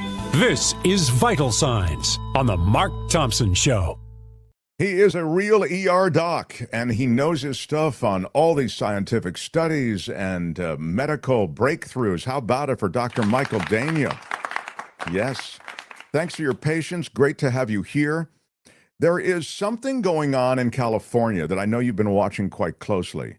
Mm-hmm. As the NIH has essentially shuttered a bunch of these studies that were devoted to all kinds of scientific research, from cancer to Alzheimer's, et cetera, there is a move in California, which does have an engine of money as a strong economy, notwithstanding whatever budgetary problems there are in the state of California. There is a bill, and I believe it just passed, you can update us on this, that would allow California to pick up the slack of a lot of this research that is now not being done at NIH. Yeah, so we talked about this on KFI over the weekend. So this was a bill by State Senator Wiener from the Bay Area. And as of Monday, it had passed the first step where it can move forward and it can look at how much it's going to cost the state. And then it becomes up in front of the Senate, the full Senate, for a vote. And what this is a response to is DOGE and the federal government cutting a lot of funding to NIH. And as you know, the NIH then disperses a lot of that funding to academic institutions across the country. And so a lot of the biotech, the medical, the public health research is done in our academic institutions here, notably, Berkeley, UCLA, USC, and there was a $300 million shortfall because of that cut. And so I think if we can have a California version of the NIH, I think that would be great, because as we mentioned on Sunday, so much of the research that we do now is going to benefit all of us. I mean, any dollar spent on public health medical research looking at dementia, aging, cancer, infectious disease is going to benefit everyone. Dr. Daignault, I'm so glad that you touch on the fact that these universities are already set up with an existing pipeline of federal money, because what you're essentially saying is, hey, the superstructure is already there for this research to continue. It's not like you have to ramp all of this up. It's ramped up. We just need the funds to continue. Right. And like a lot of these studies have been interrupted or are going to be interrupted when the funding dries out. And, to your point, when you look at NIH, which is a conglomerate of, multiple physical structures, right? Like we already have those existing structures set up. We have the academic medical institutions, we have the labs. And, you look at all the scientists that left FDA, left NIH, or were forced out, notably Peter Marks from FDA. I mean, hey, I think we should throw out the welcome mat from California and say, come out to our institutions and continue your work. I think that would send such a strong message to Washington that, the thrust for public health research and medical science advancement needs to continue. We talked to Dr. Paul Offit in the first hour, and we're talking a bit about RFK Jr., who is running these agencies to which you've referred, and NIH and CDC, et cetera. And he's, of course, sounding the alarm as Offit, as I think a lot of people are. And I'm wondering if you can just speak to something specifically that RFK Jr. talked about, and that was that there weren't double-blind studies done on a bunch of these vaccines that we are now taking for granted. And the COVID vaccine didn't have a double-blind study, and the vaccines associated with a lot of side effects to which RFK Jr. Refers, like autism, et cetera, they also didn't go through the rigorous double-blind testing that RFK Jr. is saying he's going to demand. Yeah, so interestingly, the COVID vaccine at the start of the pandemic, that did go through a double-blind randomized control trial with the placebo because it's a new vaccine. And so you have to have the arm of the research study that doesn't get vaccinated and then the other one. And that's how we were able to show that the initial COVID vaccine from Pfizer had a 98% protection rate against infection. But all other, back in the day, all the childhood vaccines that RFK is now attacking, they initially did do a placebo arm of a research trial. And the reason why going forward, every time we have a new iteration, and particularly of childhood vaccines that comes out that just needs to be updated, the reason why we don't do another placebo-controlled trial is because it's unethical. You already have proven vaccines that work. So why would you give a newborn or a child a placebo when you already know that it works? We've already tested that they're safe and that there's minimal, if any, side effects at all. So that's the reason why. And I think, underlying this whole thing, this is just RFK Jr. and the MAHA movement just sort of moving the goalpost further down the field. They are never going to be okay with vaccines. There's always going to be something else that they're gonna point to. And like I said, just move the goalpost down the field, find something else to complain about. In this world of disinformation and misinformation and anti-vaxxers and the kind of jihad that's been going on and it's carried to Washington with these appointments of RFK Jr., I go to the Surgeon General appointment. Now, there's this Casey Means who has been nominated to be Surgeon General. She is the MAHA movement to what you're talking about, Make America Healthy Again. And I wonder if you can speak to her, this Dr. Casey Means, her credentials and what you see her dispositions and strategies that might inform a lot of what we see in America moving forward. So Trump's initial nominee was Dr. Jeanette Neshaят, and she was the medical contributor for Fox Network for a long time. And her nomination was going to come up, I think, today, if I'm not mistaken. And then suddenly Trump decided to pull it. And I think in part, again, was if you look at some of what's her name, Laura Loomer's tweets that found out that Dr. Jeanette during the COVID pandemic was pro-vaccine, and she has spoken a lot about how vaccine hesitancy is a global health threat. And so, those two things basically torpedoed that nomination. And so Casey Means went to med school. She didn't finish residency. She was in an ENT residency for a bit of time. She doesn't currently practice. She doesn't have a medical license. She's not a specialist in anything. And she is, right up RFK Jr.'s, alley as far as she wrote a book about how background factors such as, the environment, the foods that we eat are contributing to our chronic medical disease in this country. And, a lot of that is certainly true. And that's one of the area that I like that they do focus on because that needs to be addressed. But, she said some controversial things about how we need to look at all the childhood vaccines and how they're compounding over time and potentially creating long-term medical problems for kids and adults. And so, again, this is somebody that's going to be the top doctor in the country, the Surgeon General. They speak about public health. They speak about new research. They advise. They put out, a lot of dissertations on how to keep America, healthy and what people need to do. And so I'm really concerned that they're choosing somebody who's, number one, not a practicing medical doctor and doesn't have a medical license to be the top doctor in the country. It's extraordinary. I mean, when you say it, it just sounds like a joke. Yeah, but I mean, this again, but are we that surprised that this happened? Probably not, Yeah, I'm surprised that she's not a Fox News talking head is the only thing that's a surprise. So this is to be continued and really to be continued with so much is happening in the world of health and medicine out of Washington. But I wanted to touch on as we close here on something that is clearly really important and many of us struggle with, and that's sleep. The more I read about sleep, the more I realize like all roads lead to a healthier life if you are getting rest. It's the restorative period for the body. And yet I struggle with sleep. I struggle with pain. I've got a herniated disc in my neck and it's constantly keeping me up at night. And there are people who, never get a good night's sleep. I mean, I might fall into that category. And now there are all these different ways to measure sleep. And we can measure them, I think, in our own home. There are all these devices, et cetera. Can you just give me a little bit of a primer on sleep and how, we all can develop strategies on this?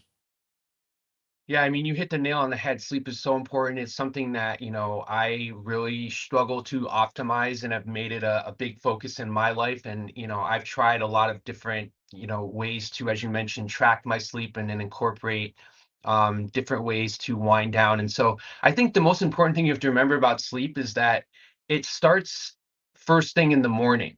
And if you can get up in the morning and before you look at your phone, before you make coffee, you go outside, you get that sunlight on your eyeballs, that sets the circadian rhythm for the day. And, just 10 minutes of sun, the earlier in the day, especially before the UV light rays start to hit around 10 or 11 is best. And that will pay dividends for you later on in the night when you're trying to sleep.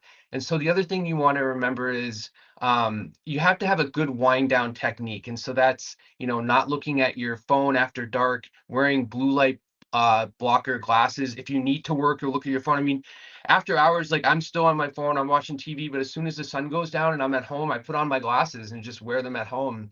Well, I don't even know what those are. What are Yeah. blue light blocker glasses?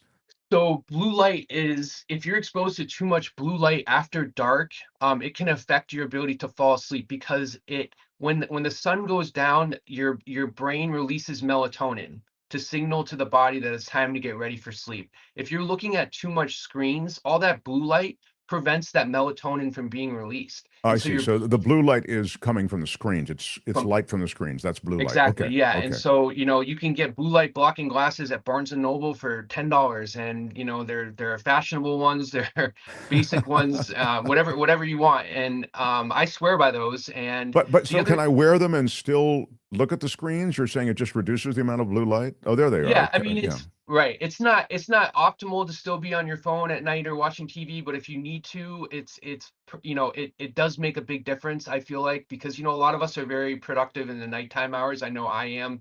You and I are always exchanging texts at night trying to plan our next segments. And so the other two things I like are magnesium glycinate and glycine. Now, magnesium is so important. A lot of us are nutritional and are deficient in our nutrition, and that's very important for winding down at night. It's a skeletal muscle relaxer, decreases anxiety, helps with deep sleep. And glycine, not to be confused with magnesium glycinate, glycine actually lowers your core body temperature because you need your body to be cooler at night so you can have optimal deep sleep. And so that also speaks to the point of keeping your bedroom temperature at a low temperature, around 65, 64, for cellular regeneration and recovery. And the other point I want to make is it's really important to have both deep sleep and REM sleep. So deep sleep is what's important for muscle growth, hypertrophy. It helps your growth hormone get released in the middle of the night. And then REM sleep is about retaining new information, your cognition, new things that you've learned, creating memories. And so you need both of those things. And it's really important to get some sort of sleep tracker. I use a Garmin watch on my wrist, and every day I wake up and it tells me how much deep sleep I've got, how much REM sleep I've got.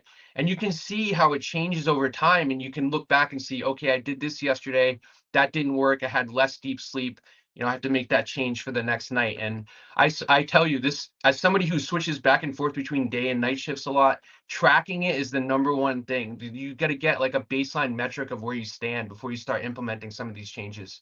Well, you're amazing. I mean, you sent me this screen grab the other night or the other day of the night prior, and saying, "Look at this! I'm just blown away by this new sleep regimen that I'm on." And you had like 9 hours of deep sleep or something. I haven't slept literally 9 hours in 35 years. Never, not one time. And it's a great goal, and I feel really like the audience is getting a glimpse of something that I feel I need, which is some information to maybe renew the struggle, just to use the word struggle, I mean, the real effort to try to get that sleep. And you see that there are some components, maybe some of them are a little harder, like getting off the screen is hard for me, but you can see that there are some components that we can integrate to actually improve that and really have a shot at it. You like the Garmin, you also do you like those Oura rings also, or whatever they are? I've got a bunch of my friends have those. Yeah, I mean, I have friends from a gym that use the Oura Ring to track their sleep as well, and there's also the Sleep Number bed, which can track your information. But I feel like the Garmin watch does a great job. And yeah, it's the not other as thing expensive. The Oura thing's expensive. Right. Yeah. Yes, and the other thing about the Garmin the Garmin watch is that it has a vibrating alarm on the wrist, so it just wakes you much more gently than like a loud booming sound. And I found that to be beneficial. And the other thing I want to mention is in the morning, our first impulse is to A, check our phone, B, drink coffee. And so what I found was really helpful is to not do that right away. Like go outside, look at the sun, because what happens is in the morning you spike your cortisol when you wake up. And so you don't want to just suddenly flood your adrenal glands with caffeine, because you're preventing that natural spike from happening, which you do want in the morning. And you don't want to just immediately look at your screens, because then that's just sort of artificializes your dopamine release. You want to get that dopamine naturally from being awake for another day, getting some sunlight, thinking about what you have to do. And so if you can delay those things by 30 minutes or an hour, that will also allow you to have a better, cleaner day. And then that'll prep you already to have good sleep at night later on. Real quick, I want to ask you this. Just Give Me the Truth says, I find that when I use a pot gummy, I can sleep like a log and go right back to sleep if I wake up to pee or for some other reason. Do you have a problem with that? There are a lot of sleep-related gummies that you can get. Give me 1 second on that, if you would, please. Yeah, I mean, I think, with the THC, so you're talking about pot, you're talking about like either THC or CBD. And so there are some gummies that are pure THC, some that are pure CBD. And they have the CBN, which is what they add to the nighttime. I don't know what the N's, I assumed it would stand for nighttime, but those typically are in those gummies that are for sleep. Yeah, so CBN is another type of cannabinoid that is used. It's a little bit more of a pure form of it. I think that, if you have the CBD component, it sort of balances off the bad side effects from having THC, especially if you don't use THC marijuana regularly. It sort of like tempers that anxiety, paranoia, bad dreams that can come from taking a pure THC gummy. And so, if you take a very low, again, try to start with like a very low dose, because it can, you don't want to wake up the next day and be groggy all day too. But I think there's definitely a role. The other thing I want to mention is melatonin supplements are terrible. They're regulated as a food additive in this country, not as a medication. So if you go to CVS and you see all of those melatonin formulations, 5 milligrams, 10 milligrams, there's no certification process to determine that there's actually that much melatonin in each of those gummies, number one. The second thing is our body at night, it releases something like 0.1 or 0.2 milligrams of melatonin naturally. So you're taking 3, 5, 10, you're killing your natural ability to make melatonin over time. Definitely try to stay away from those. Yeah, it's interesting. I was reading a piece some time ago saying that just what you said, which is you take melatonin over time and then the body gets used to you with the supplement and it doesn't produce its own. It's kind of, this is all a tricky thing with these supplements. But I love that you've kind of kickstarted maybe all of us, but I can just speak for myself, on a course of trying to renew an effort to get a good night's sleep. Some of what you talked about is kind of easy. So I like stuff that's easy, like, try to put down the devices, turn the TV off. When you wake up in the morning, go out, get a little piece of the sun to, there are biophysical reasons why that's all good. More great stuff from you. Thank you for weighing in on sort of a bunch of different things today. I know and thank you. We had a little delay in getting started today just because we had another guest. We were backlogged a bit, but you've just been a terrific asset to the show. So I love you on board. We'll see you again in a couple of weeks, I guess. Thank you. Take care of yourself. Dr. Michael Daignault, everybody. That's Vital Signs for today. Check your vital signs again next time, only on The Mark Thompson Show. The Mark Thompson Show. All right, everybody. We are wrapping up. Kim, you've been wonderful. Albert, you've been wonderful. To the new Pope, big shout out to the new Pope.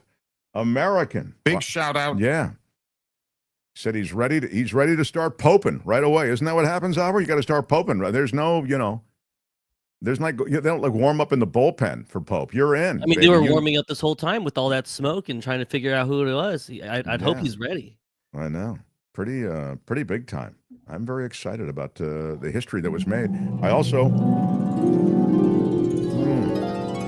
I don't know if the doctor would approve. I've cut back on my coffee, but I do delight in my Coachella Valley coffee.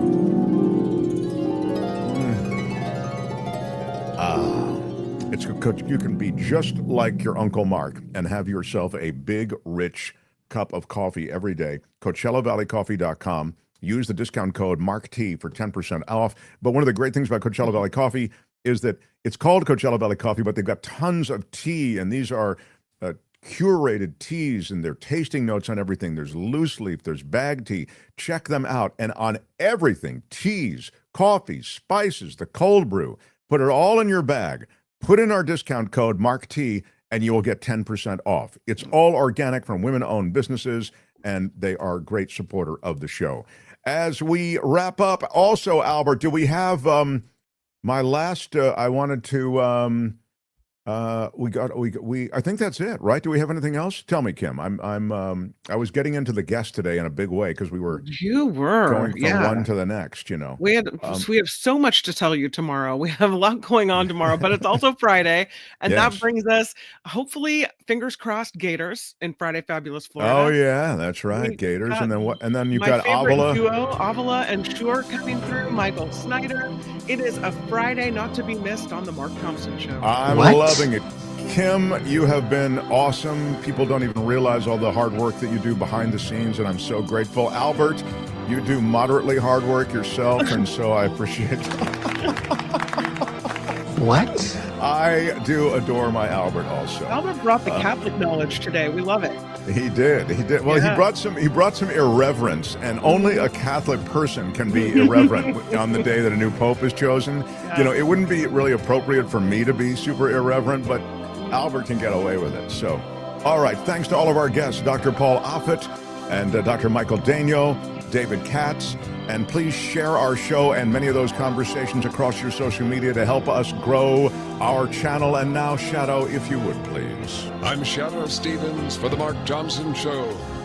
Bye-bye. Great show. I'm looking forward to some new poping from the new Pope. Until tomorrow, everyone, thank you. Bye-bye.